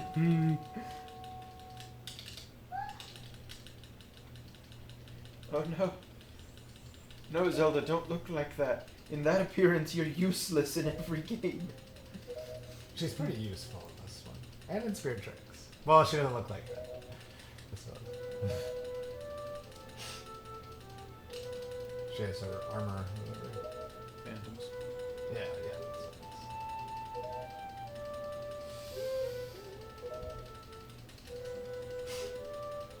So I guess I'll mention. So this is the Hyrule 2 visit here. All that you need, all that this is needed for is just to progress the game, essentially. That's fucking crazy. I can't believe a thing we're doing is required to advance the game. So Yeah. so there's no dungeon or anything like that. It's literally just cutscene to get to the next section of the game. So it is actually possible to skip this part of the game, but in order to do that, you have to do a really, really hard trick at the end of Forsaken Fortress 2. It's similar to the Deku Tree cutscene skip in the idea, but it's a lot harder of a setup. And on top of that, you would have to do a really difficult super swim that would involve using the Tingle Tuner, and it's really, really stupid. Because we're going to be using that warp that we got with that arrow trick at Forsaken Fortress. We're going to be using that to get back to Ganon's Tower at the end of the run. If you don't beat Forsaken Fortress 2 the way we did, where we go through the door normally, that purple warp will not be there. So you have to do a trick, a glitch in runs that skip this part of the game, where you make the Forsaken Fortress in a different layer, and it's really stupid. And it ends up losing a lot of the time save that you end up that you would have by skipping these cutscenes. So. Go back to the era of Link and he gets a funky vehicle. It's like Lineback, the Wind Waker ship, Lineback ship, train. I missed the train. I wasn't. Yeah, I Think don't- about it. We had Link's crossbow training, but why didn't we have Link's ATV certification course? It's Twilight Princess 2, but No. yeah. Twilight Princess 2, Ganon is back again. For some. You can't escape the legacy of demise. You see, children, thousands upon thousands of years ago, this guy said, "Fuck you forever." And it kinda stuck. Alright, so Unfortunately, most of his later incarnations were nowhere near as hot as he was. alright, so He looked me and told me you couldn't walk up to Demise and say, "Wait on." Blake's like, melanin gone. Yoink. alright, we gotta go get the You know, warp see, song. I don't know if you've seen it, but Demon King Over here? Frontiers Kingdom, fucking hot. Because it's got that fucking Demise vibes. Make my man fucking glowy red again. So we're gonna go over here and get the warp song. We'll be needing to do some sailing here in the second half of the run, a little bit more than Yo, the First up. fucking frog. so. We gotta. Froggy, Froggy. Froggy, sing a song. So I'm doing an ocean campaign right now for D&D, and I basically have him as a sort of minor villain. He's married. Oh yeah, yeah, that'd do it. Married, aka. Oh right, there's more than one kind of genie, but one of them is also still called genie. Yeah. It's kind of annoying. So this song allows you to warp to certain islands, not every island, but a lot of the important islands, basically.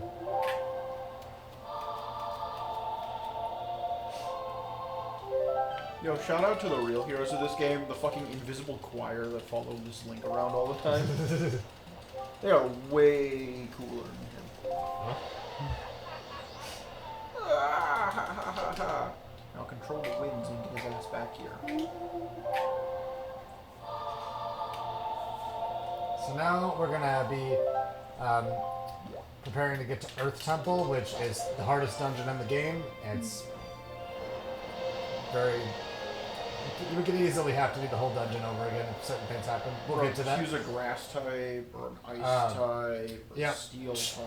So we're gonna have to go get the power bracelets before we get there, though. So that's over in Fire Isle over here. So we're gonna be doing our final wind change of the run.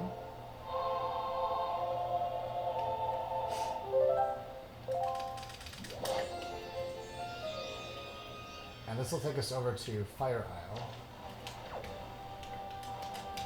And then we'll be heading to Earth Temple straight after that. So you might be, if you know this game, you know that you normally have a companion for Earth and Wind Temple. We will be skipping Medley, who is the Earth Temple companion in this run. She is skippable. And that was one of the big things that helped me lower a lot of my times adding that in. Skips a lot of cutscene. And the Earth Temple route's super cool with it. But Medley's the cooler one. I mean, no disrespect to Makar, Makar but sucks. We do need Makar. We'll get to that. You need Makar for literally 2 rooms, and then you never need him again. It's Remember when they casually decided that the Rito are fucking descended from Zora? yeah, because And like then the fucking re-evolved back into the Zora the later on. Earth Sage is like a Zora, I think.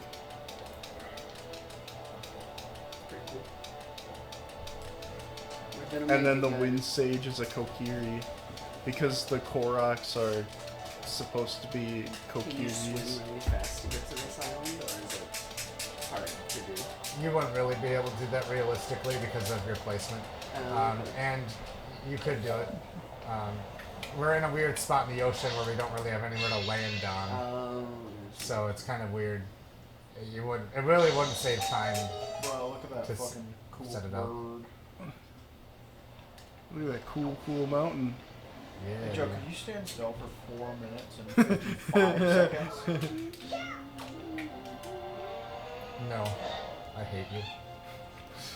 Yeah. Okay, it was a simple request, even if it was a joke. I wasn't- Thank you so much for doing that for him. Let's talk to the dumb bird. Well, that's rude. I don't think you gave that bird an intelligence aptitude test. I think you're being unfair. It knocked me out of the air. Okay, so it's rude, but you don't call it dumb. Yeah. Come on, man, be sensible. Oh, it's a gilded chest, guys. What are we getting? Banana. We're gonna get the Mighty mountain, bananas. the mountain title deed. It's a piece of heart. Oh god, imagine the randomizer randomizes so fucking hard it randomizes. That's what they need to do. They need to get one emulator that links up a bunch of games and it randomizes your items across all of them. Yeah, that's a real thing. I'm an OOT. That's a real setting. It's a multi-world setting where you can do that in Ocarina of Time, and I think you can do that in Majora's Mask too. Alright, so this is... Shits in a different fucking dimension. Trick coming up here is really Yeah, hard. you could just like stop in place whenever you your friend gets an item. Alright, so the main thing holding me back from doing Earth Temple without medley is getting into Earth Temple, because you normally need to get the song and then play the song with medley in order to get rid of the song block. And or the song stone, whatever you call them. And so that is kind of our main thing to get past in order to get into the dungeon. And then after that, we'll have a lot of other obstacles to get around. But there is a very, very precise trick we're going to have to do to get around getting into the dungeon without medley. This is actually, if you do the barrier skip that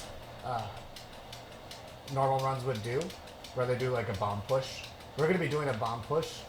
And this angle is actually more precise than barrier skip is. That's how precise this angle is. So we're going to be doing a really specific setup in order to get into a really, really precise position. And I'll get into that once I'm done. I actually have a metronome for this trick as well. It'll be the only other time I need one. So I will need some silence for this.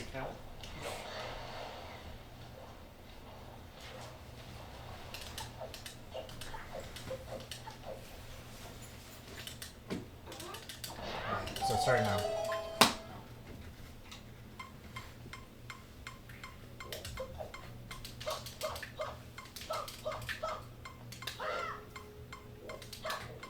That's good.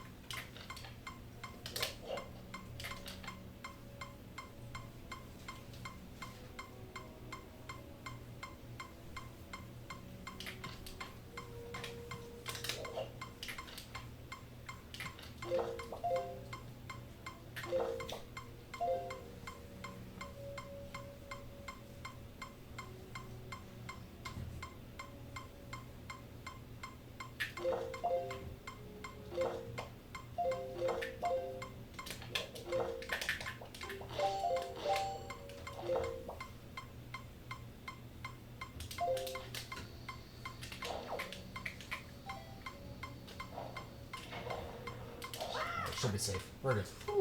Alright. I don't know what you did at all. Okay. So, Doing a secret ritual.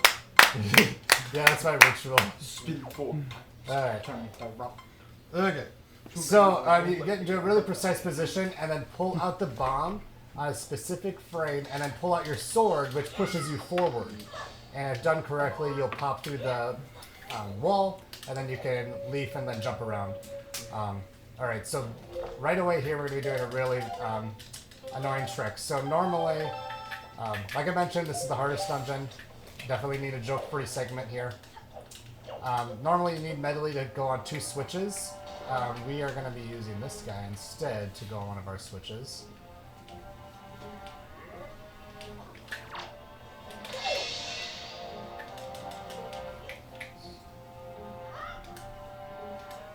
I'm gonna bring him over with ice, and he can take 2 ice arrows without dying. Thankfully. And then I can jump over here. And we're good. Alright, so that's first room. Vitalis was like, "What's the dink for?"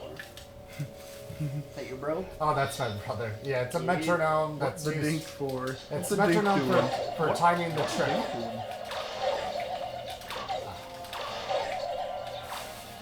Blake says, making music over here, it seems. Yeah. Sounds like external tools. All right, so something important here. The light arrows come into play here because normally you need Medley's mirror to get rid of the purple ones. You need to stun them into rocks. But the light arrows, for whatever reason, actually will work to kill them. So that makes it so you don't need Medley. So that's another way we're able to get around using Medley. And now we're gonna do a little jump here, little strat that Blake found Stone here. Tower Temple. Oh my god. Good job, Blake. That little jump there. Good job, All Blake. right. This run is yours. It belongs to you. All right, so we're gonna get storage here and do something a little bit different with it. We're gonna get door storage. So we're gonna store opening the door, and then we're gonna come back here and open up this door. And it's gonna try to open up both doors at the same time and load both rooms. So it's gonna push us to this room, and then we'll just follow the bounds. And so now we can come over to this area of the dungeon. And what's important here is that there is a chest. And we'll be doing something called chest storage. And we'll need to do a safety save here. Anything after doing chest storage, if we void out or die, we'll have to do pretty much the whole dungeon over again. Alright, so got storage, we're going to open up the chest. And so now it canceled opening up the chest. So we're in a chest opening state. And when you're in that state, Link normally has to do an animation where he kind of crawls into the chest. And what the game does is it removes a collision type called rough collision in order to be able to fulfill that animation. So now, because the chest is stored, we can go into walls like this and climb up slanted slopes and do a lot of things you normally wouldn't be able to do. And that's because of chest storage. So a lot of these little clips and things I'll be doing are just a result of that. That is not the case for this one here. This one is really annoying. So we gotta do a Super Moonjump clip here. This one's scary.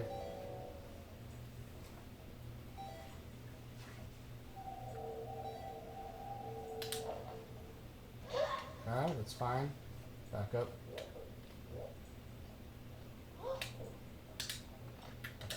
So if I were to hit a void out with the Super Moonjump trick, I have plenty of magic, but just because it's a marathon run, may as well fill up. If I hit a void out, I will just void out with the Super Moonjump trick. Oops. So I'm gonna have to do another one right here.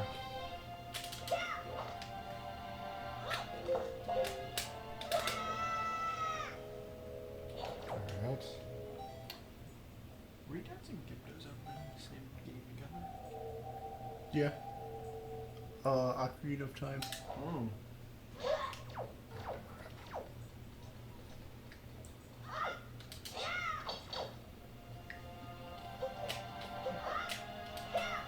Come on. I just am really wanting to be careful for this. I'm usually a lot more risky, but if you void out here, it's bad.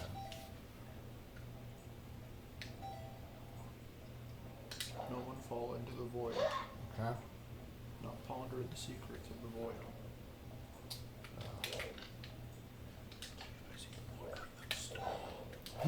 Okay, we're good. Your thoughts material plane only. Okay, so now, still not done. We need chest storage through this full dungeon, essentially, and we're going to be using it again right here. So we do a ceiling clip to get over this room, and then we're going to come over here and use our chest storage once again that we still have. Pop out here. And then leaf around to this door. Okay. And then in this room, there is an extra chest. If something happens in this room, we're safe to retry it a second time.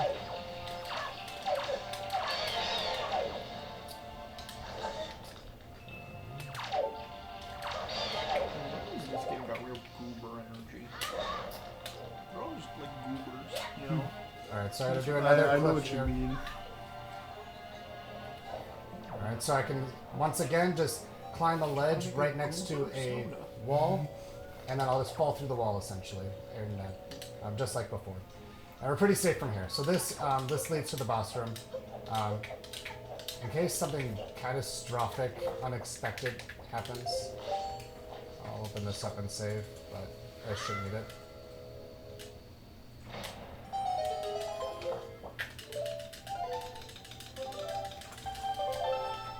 Nothing should happen.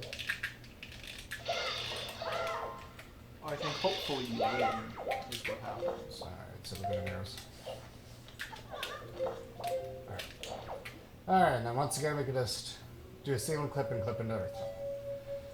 Okay.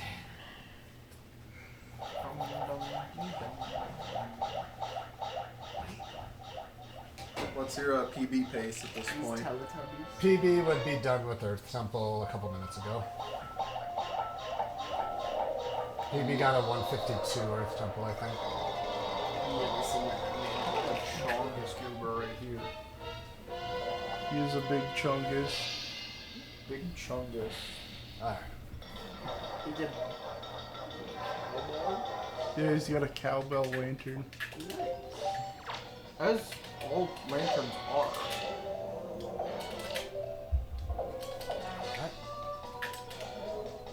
So we got storage, so we do have that right now. I forgot to put bombs. And we're gonna throw some bombs here to try to end the phase a little bit quicker. So there's 15 pose, and you want to kill 5 each cycle. It is possible to kill more if you kill multiple in the same frame. If you're too slow, you won't, and you don't get all 5, it'll eventually go to the next cycle. So hopefully we can 3-cycle them. That's ideal, obviously. Have you ever seen a 2-cycle? In TASes, it is possible if you kill like several on the same frame, but it's not human possible at all. I have gotten where like a bomb and a sword slash were on the same frame, and I ended up having 4 left a couple times, but that was out of pure luck and not like actually trying. Look, he can do This it without man is even a trying. human task. Well, it wasn't like a 2-cycle. That was just getting only 1 less. You need 5 less.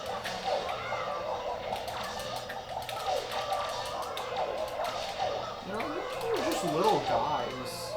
Yeah. Just That's little not guys. I think it's anymore. their birthday. Maybe we should They're give dead him- now. We have the human task over He's here. just a little guy, and it's his birthday.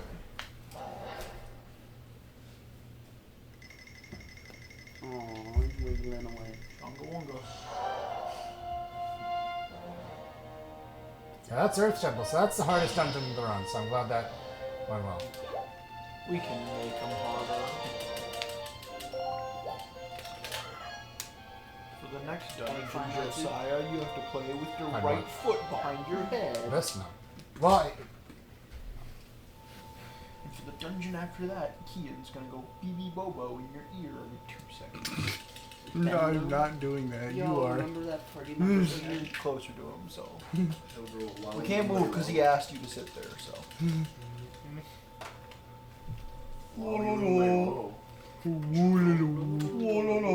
music time. so here's Medley. See, she somehow got into the Hi, dungeon. Med- I think she's probably just a better speedrunner than you. She wasn't even in the dungeon when you started. She got all the way here and through. Easy. She was following somehow. Alright, so we just have Wind Temple left. So we have a little bit of setup to do in order to get to Wind Temple, and then Wind Temple is also a super cool dungeon, and then we go and beat the game after that. Go to back to Grand Star.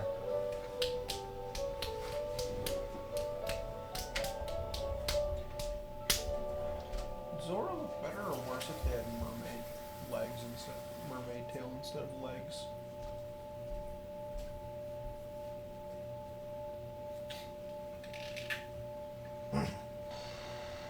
Yeah, about the same.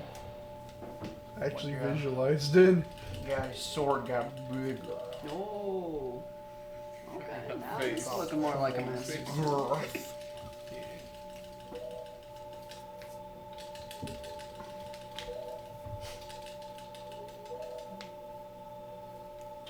Yo, bro, what's that weird fucking logo on the ground?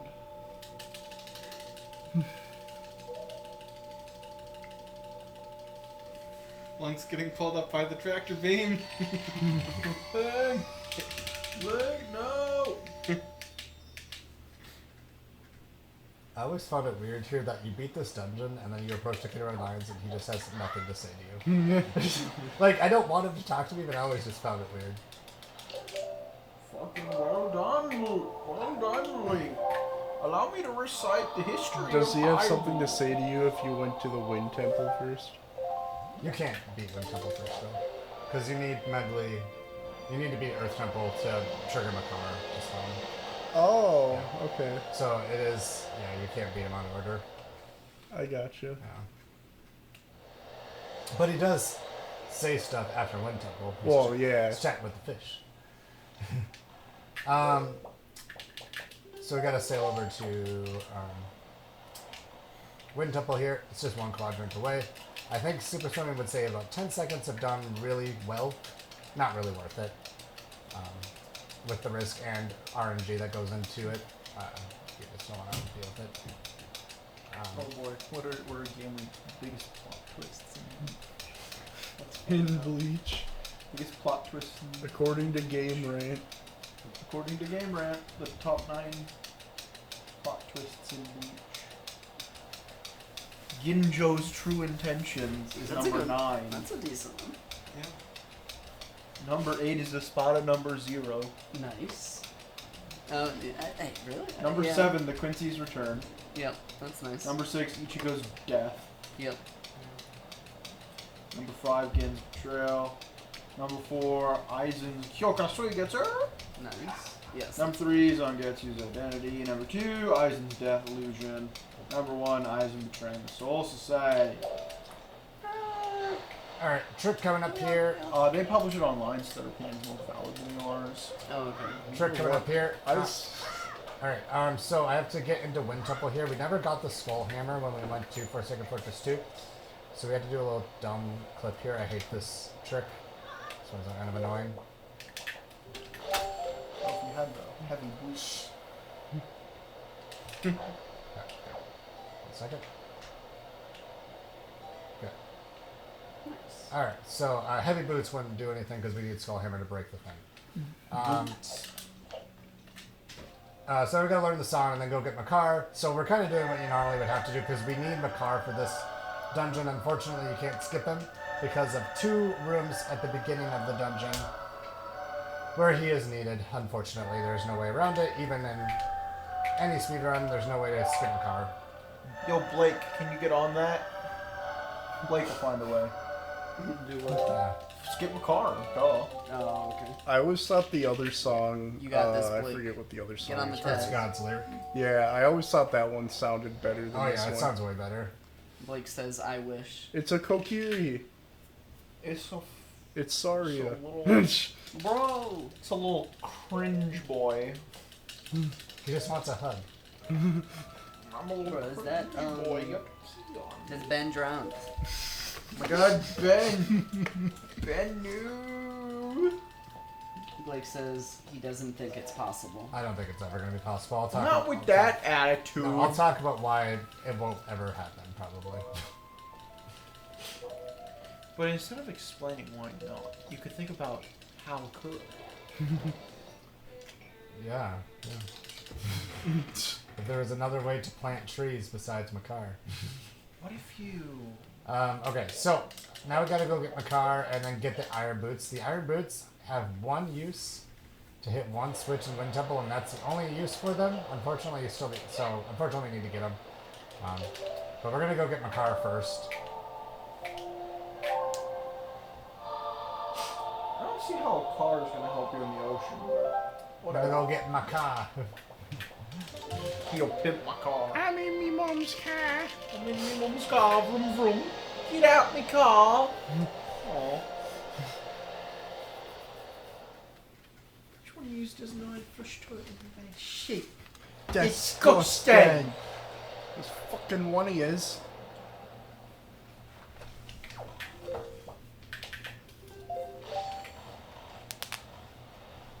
Yo, Beetle.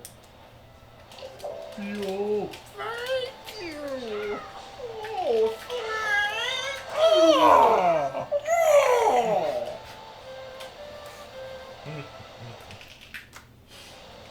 Skyward Sword. Beetle. Beetle I'm was the sad best we don't Beetle. get to see Beetle. Oh, whoops. No, I think I prefer Wind Waker Beetle over Skyward Sword. I just like the flying one and the fact. I just like how he just dumps you out if you don't buy anything. Yeah, that's funny. And then you go back, and then you follow him back at night, and he's Yeah, just that's like hilarious. a totally different dude. I love doing Just it. like, Yeah. hello, good sir. Good morrow.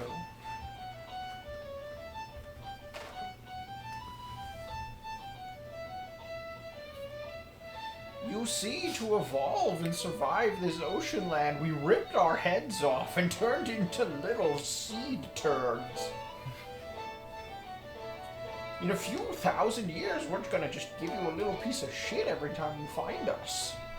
Dude, what if, you know how at the end of the forest temple, the new Deku tree, what Yeah. if that's the first Korok? Oh. Whoa. Interesting. So watch carefully and you'll see the card disappear a little sooner than you probably should.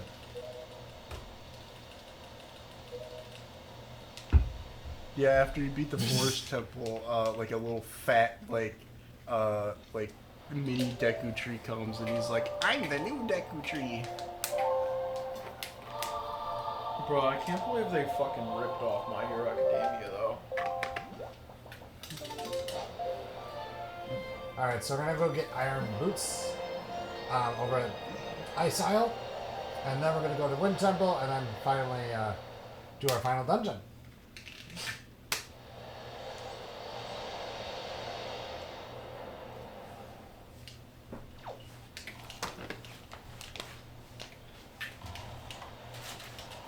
No. Props to Tears of the Kingdom for letting me go in the Deku Tree's mouth, though. That's where you've always, that's everybody's always wanted to be. Shoutouts for Chakra in time for doing it first. Yeah. In his mouth? You go in his mouth, huh? Yes. Yeah, you do. You go into his whole that's the first dungeon of the game. You go into his body, which was You literally enter weird through his mouth. because that's not the first dungeon where you go inside a creature's body. And then you go into a fish's mouth. Yeah. Then you go into a fish's mouth later. Yeah. I had a nickel. So if you- If I had to do a dungeon inside someone's body, I'd have 2 nickels. Which isn't a lot, but it's weird that happened happened twice. twice.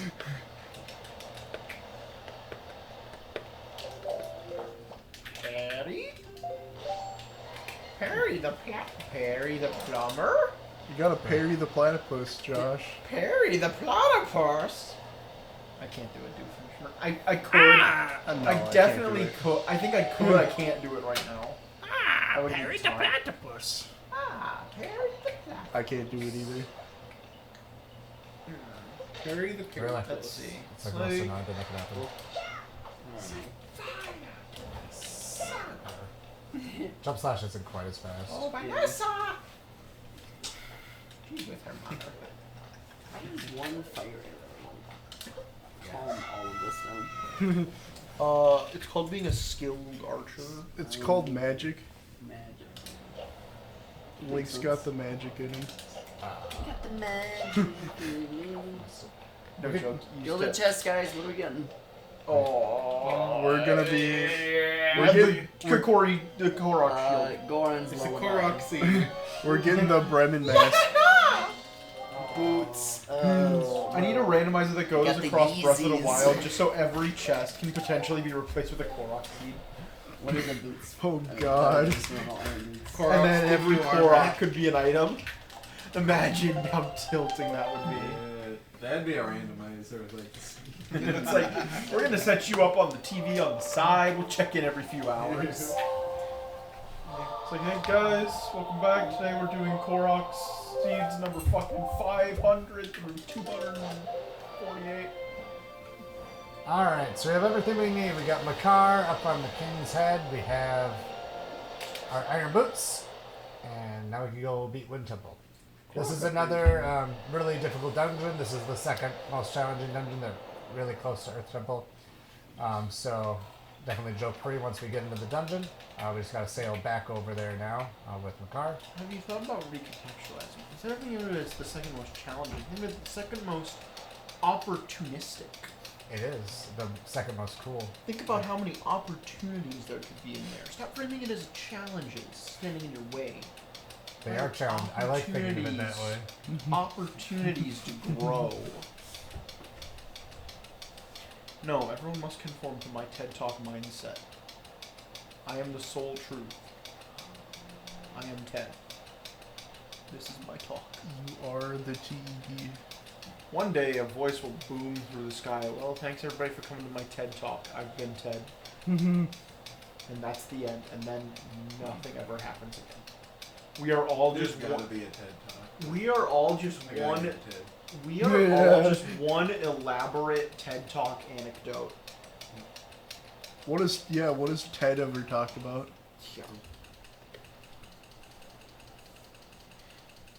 What if Your Ted is a entire hive? life can be summarized in a TED Talk. What if Ted is a hive mind of all the speakers? We are all TED. We are Ted. We are Legion. Ted's talk. Alright, so Makar's super slow. We have to pick him up and throw him so that he keeps up with us to play this song. Together! Why is left the, like, going, like, dipping down sound? Don't I make don't- us conform Like to I your said, the other one is cooler. geopolitical war What? nonsense. So right now we only got 30 gigabytes left on my storage I Alright. think we'll be hopefully okay. to finish. We'll see. Dude, true cat. Yeah, I'm not sure about that. Wow. How many more We minutes? still have another hour and a half run after this. Yes, I might stop the recording for a sec. You'll get through this run. There's 20, Yeah. a little, probably 20 to 25 max. There's probably like an hour of. There's probably like an hour and a half of tech scuff you could delete. Well, you don't know, Josh. You could, or Joe, you could lose like an hour on the final boss. You know what? I could actually get a really stupid crash on this boss. Alright. Cool. That I've gotten 3 times. I actually got it last week, and it terrifies me. I'll talk about it more at the end of the dungeon. But here's one of the first uses for Makar. So Makar has this little thing where he plants these dumb trees. And you need them to open up iron bar doors. And there's no way to get around iron bar doors because you need them to... they're not a different loading zone, so you can't just load through them in this case. By going up and over the loading zone like we've done for other doors. So we do have to get rid of the bars. And we'll have to do that one more time in the next room. And then after that, you don't need them anymore. Once he gets captured. Oh yeah, I forgot to mention this. This is my favorite Zelda soundtrack. Wind Waker? Yeah, Wind Waker is really good. I like all that. Particularly, I like Dragon Roost Island and Mulgara. Yeah, I love Mogera. Mulgara is very good. We'll be hearing Mogera's theme very soon. Garrett, you nuts. Alright, so Makar's gonna get captured here, and we're just gonna say bye and not see him again. Blue pants. Phantom Ganon.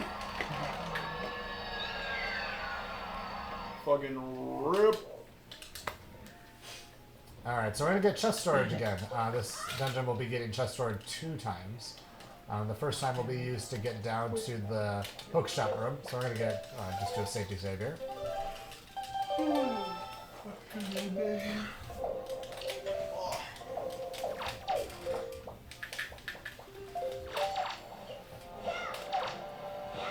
Come on.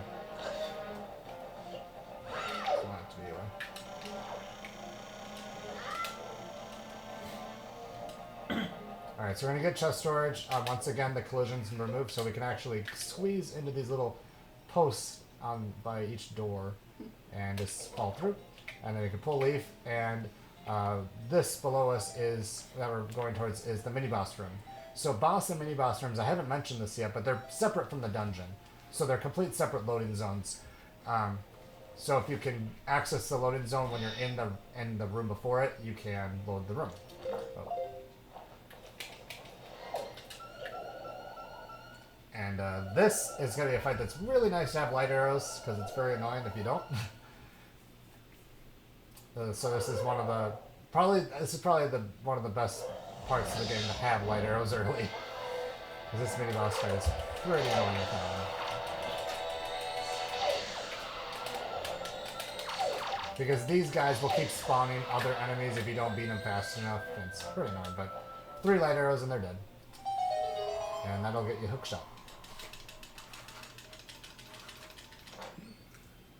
And so once you go through a loading zone, you lose. I've seen that. Once you get through the loading zone, you lose chest storage.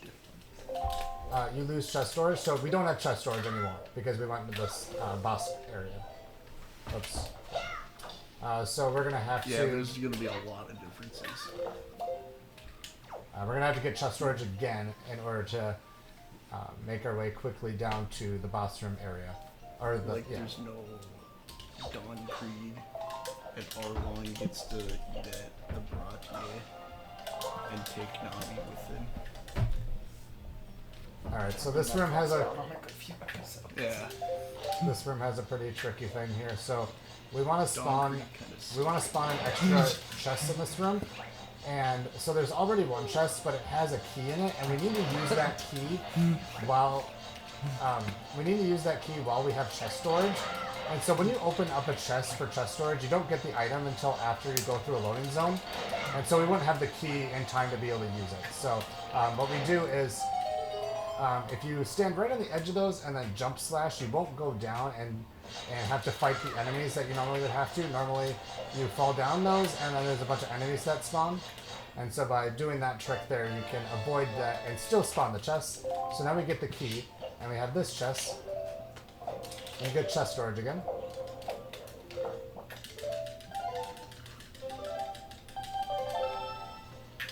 And this time it's going to fade to black. And that's because this is one of those bigger cinematic openings where it's a bigger item. So with those, it always fades to black for the big cutscene. So you have to navigate blind there. But it's pretty easy to do with the mini map, especially in that room. So here we gotta clip through once again. And get down to the basement of the dungeon, and this will lead you toward the boss room area. And so now, because we opened up one of those more cinematic opening bigger chests with chest storage, and it gets rid of the music because it plays the big opening theme or whatever. So now the music is gone in the dungeon, and a lot of the sounds are gone. So you pretty much just hear like enemies, and that's about it. So it's kind of weird. You don't really hear anything.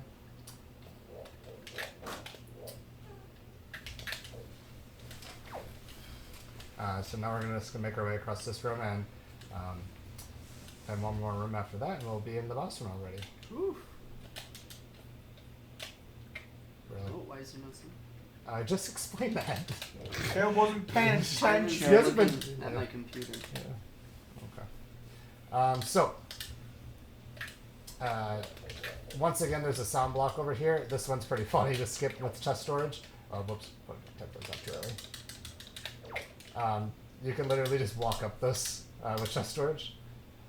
It's pretty good. So this is a really it's not that hard of a boss fight. There are some strats that are pretty tough, but there is a chance on the Japanese version that we're playing on for this fight to cause a crash, and it would lose about 6 minutes. 1 in 10, 1 in 5. It's not good if that happens. Is it just random? There are a lot of theories on how this is determined. Nothing is known. So there are going to be some strats that I do to try to limit lag and get rid of some of the little enemies that pop around to try to make it less of a chance. But there's really not much you can do. One thing I will be doing is I won't be doing any spin attacks that has a little more lag. I'll be just doing regular slashes, and then I'll be trying to get rid of some of the mini Mulgeras that pop out of the ground.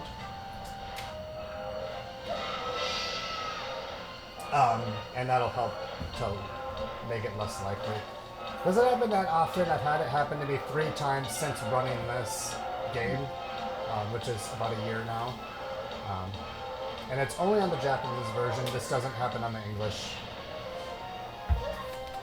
Just do the entire thing in English. That would be very slow.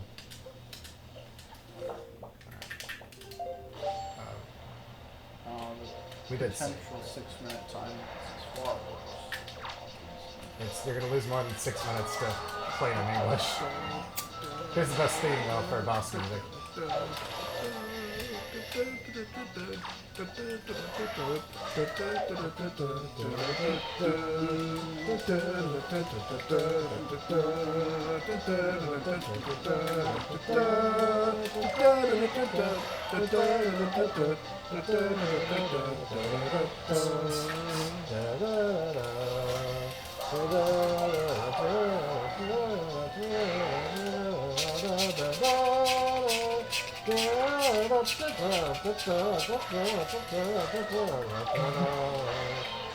Okay, so this part I'm going to be doing an air snipe.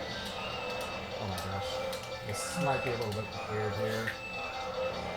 Okay, I'll try to get him. Good.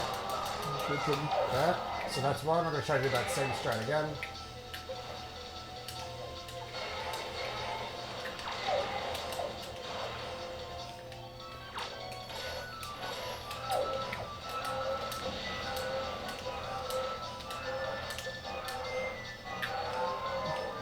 Oh, that was a bouncy. I couldn't find him there. That's alright. So we got one of them, at least I gotta show off the trick. So ideally you get that twice. This is a good spawn now. Alright, so this is the last cycle here. Come on. There we go. Alright. So I took some damage there because I have storage. So if we don't hear the boss music, that means we got the crash. So if we get the boss music, then we're good. Good. All right. No crash. Cool.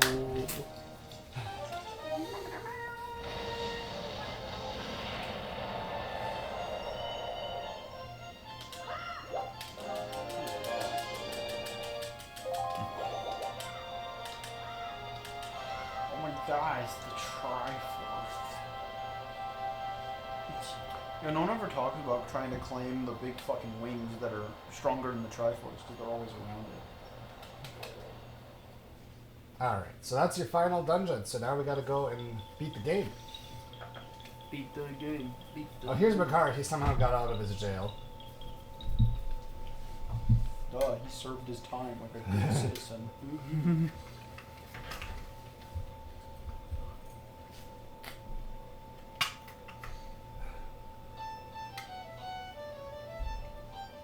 It would be best if in these music scenes the Master Sword had like a spirit that could dance with you No. and sing. I never really enjoyed those cutscenes, to be honest. Really? Coward. Yeah, idiot. I like all the other cutscenes in Scarlet. Oh, yeah.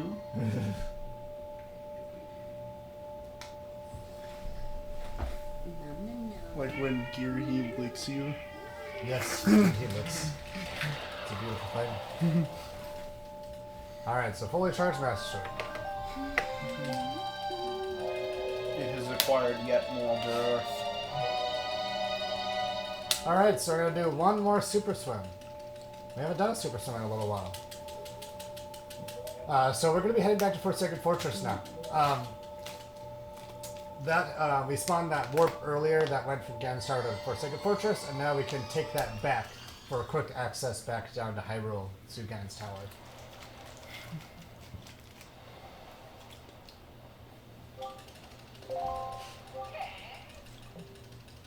This character is compelling. Yeah, I wonder how far back their relationship goes.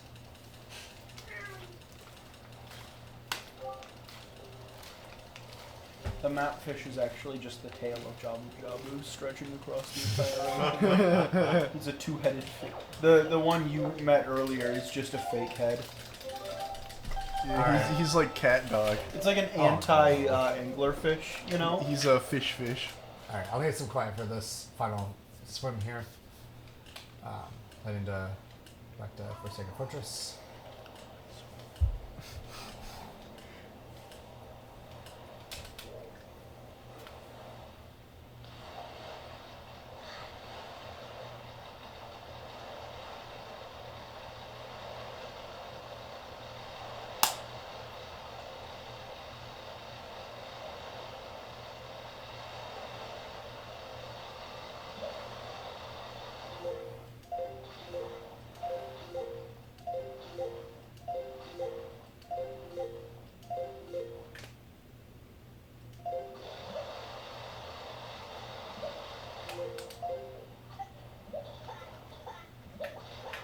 Let's stop. Oh look, there was an arrow pointing at the fortress. Annoying.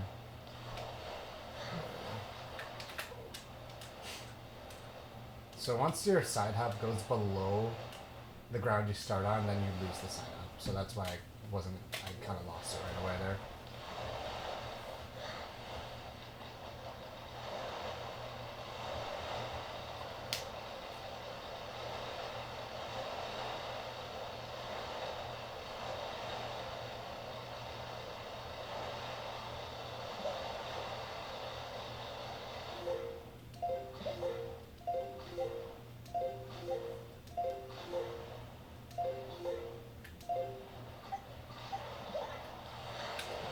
Good.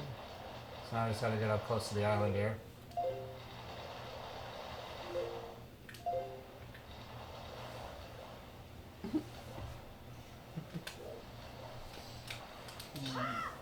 Alright, so we're gonna jump over. This isn't ideal, but it'll get us there. So that's the final swim of the run. So we can come here and go and head back to Grand Star. You raise me up.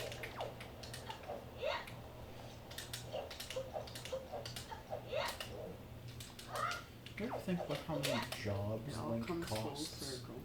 Alright. by putting all the demons out of work? This cutscene right here is really important. So this cutscene is normally one that you watch in Forsaken Fortress 2 when you first get here.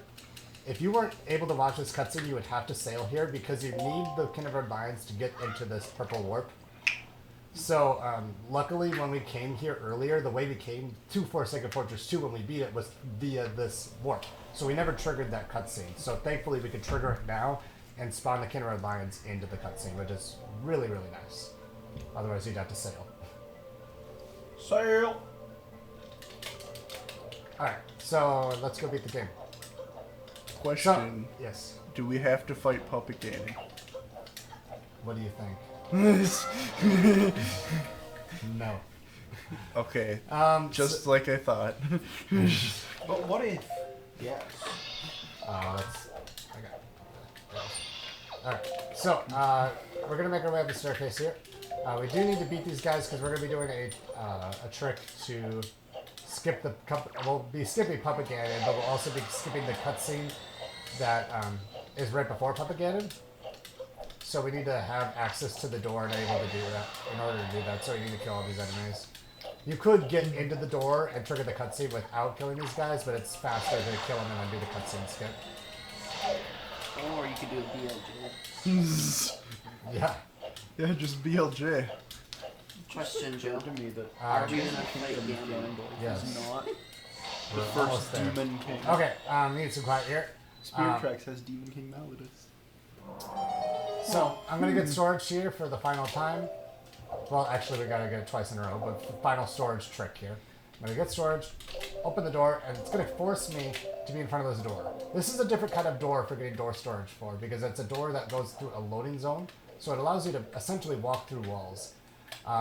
Certain walls, anyway. And so what we're going to do is get a little position here.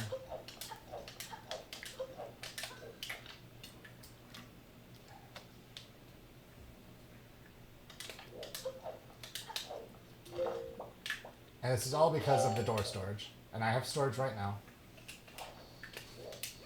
I'm going to hit the loading zone while I void out Grenades. from the bomb. And it's going to store the cutscene and spawn me here.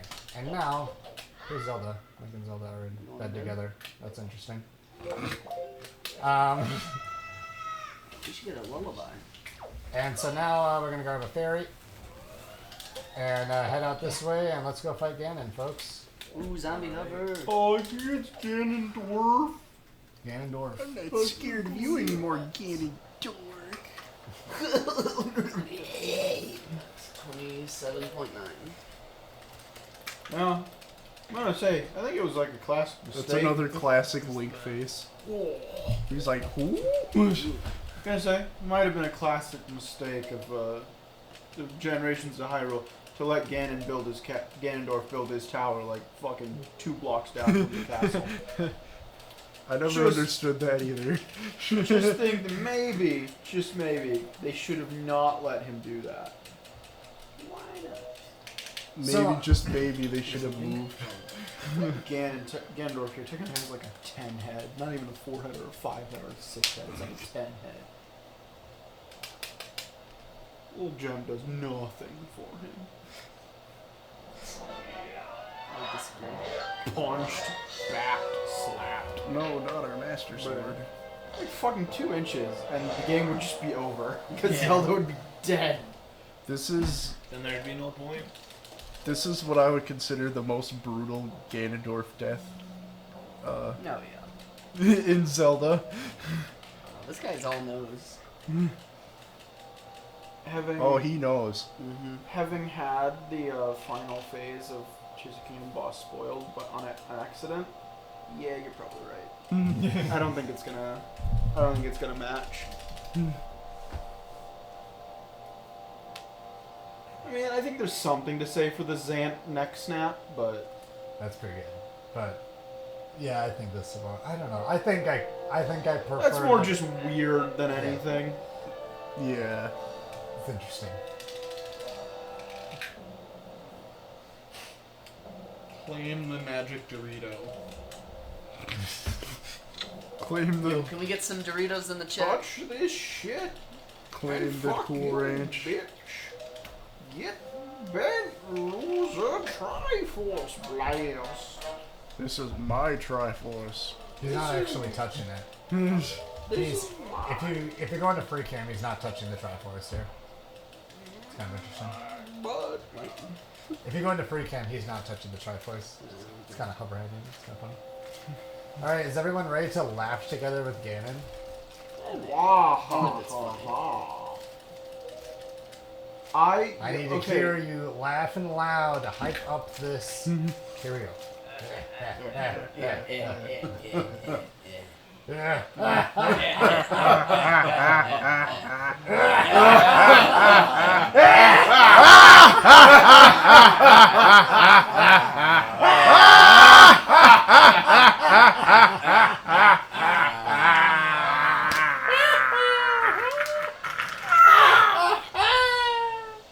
All right, great job, everybody. Let's fight this guy. Well, what is there to do but murder some teenagers now? Let's go stab him in the forehead. Let's go stab her.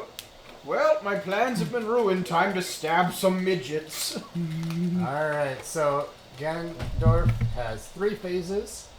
First phase, we need to get him hit by 3 light arrows, and that's definitely the most tricky of the phases. Yeah, Like, I get it. I get it, dude. It's like I'm the hero of the wind. and you're just so. Like, All right, I'll need some time here. He'll need some time.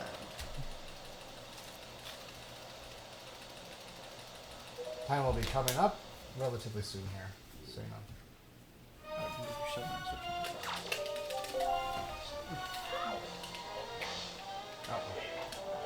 That's not ideal. Really?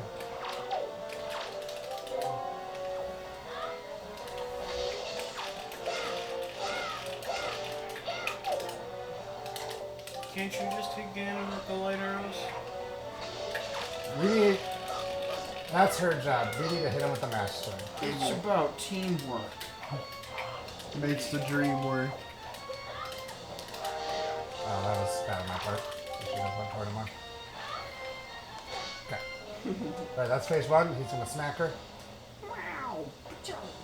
Domestic abuse, go! Oh, that was early. He could have just hit the key. Yo, do a helm splitter.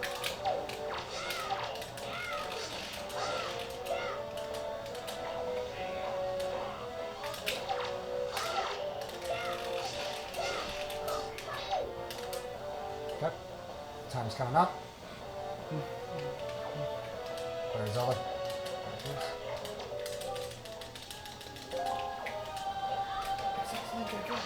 Watch me do a 360 no scope.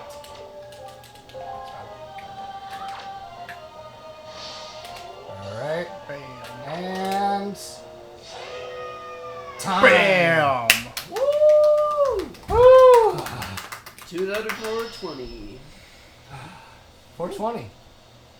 420. 420, 51. He just kind of stands there too. It's just Takes a leg of Sword in the stone. You see, he's you the may, new pedestal for the Master Sword. You see, you may have killed me, Link, but you'll never stop my son, Bannon. Bannon. Oh no. Borunen. Ganon, the next generation. How you feeling on this run, Joe? Good. That was a pretty cool run. Yeah, this is fun. Pretty. It was like you were. You know, if I had to rank this in terms of like a height, it'd be like you jumped to the moon. Moonjump. I think this is probably my favorite BGDH run I've ever done, maybe. Ooh. Probably tied with, I think my Skyward Sword run still might be pretty close, but I think this one might bop it as far as how proud I am of it. For the story of, a year ago I started it, and then getting to this point is super cool. And being 6 minutes off PB in this run is not bad at all. This is a hard run. We, I think we missed 2 super swims that were both in the Triangle Island series of swims. We missed the first one once and the third one once. And besides that, we got all the swims, which I was really happy about. Earth Temple I took really safe, so we lost a bit of time there. And there were some other spots I took things really safe and some other time losses, but really, the only major time losses that I can really think of were the 2 missed super swims. I'm sure there were some other things. And we did spend a little bit of extra time on the arrow trick for the boomerang skip in Gan's Tower, but that's a hard trick to do. But yeah, I'm really, really happy with this one. Whew. Did you guys enjoy it? He's Have fun? in the shape of his hero costume. Yeah. Yeah, he's got the Yes, hero my, costume. my sperm tail hat. No, I need a boat still. Yeah, Get back up here, you fucker. How are we supposed to get home? So you'll see in just a second. We can watch this last little cutscene before the credits start. Here. Yup. Where'd you take Tetra's clothes? Why? It's weird that you took them. Did he pull a Luke? I don't care if Wasn't you're even her there to great begin great with. great granddad. There's good old Tetrazini. She's back. Oh my God, where'd Melanin Zelda go? back. Where did Zelda go? Where'd Zelda go, bruh? There's Zelda. Yeah, Zelda. Prince Kamali is Let's Zelda. see. That's what the nose is. It's the That's turquoise. The dragon. The I'd like to skin know always throw me off. they're pirate. We do not see them do one fucking bit of pirating. Ooh. Blake says, stay tuned in December for something special. Ooh. The cat is eating the forks. You know what? I'd rather that than food. Oh, Leafy is here again. No, he's never here. Shout outs to when Blake did though, Link change? Legend of Lane, Caleb, for he's helping a lot literally with the cringiest YouTuber. this run, making it what it is. A lot of strats Oh and my God, there's a fucking making the code Where's so we the have goddamn both. catapult? So we had both cheats available in the same code was really nice. and helped a lot developing the run, and gave me a lot of motivation to really try to do well in this run. I know I can push this run down to sub 225 if I really push it. I don't think I will. I think I'm going to take a break. I've been running this game for a long time, and this was kind of where I was, where my vision was. So I'm going to take a break from it for a while. But anyway, that's the Wind Waker Moonjump All Dungeons. All right. Okay, now we got a little video. Now I it's guess. time for the wind to sleep again.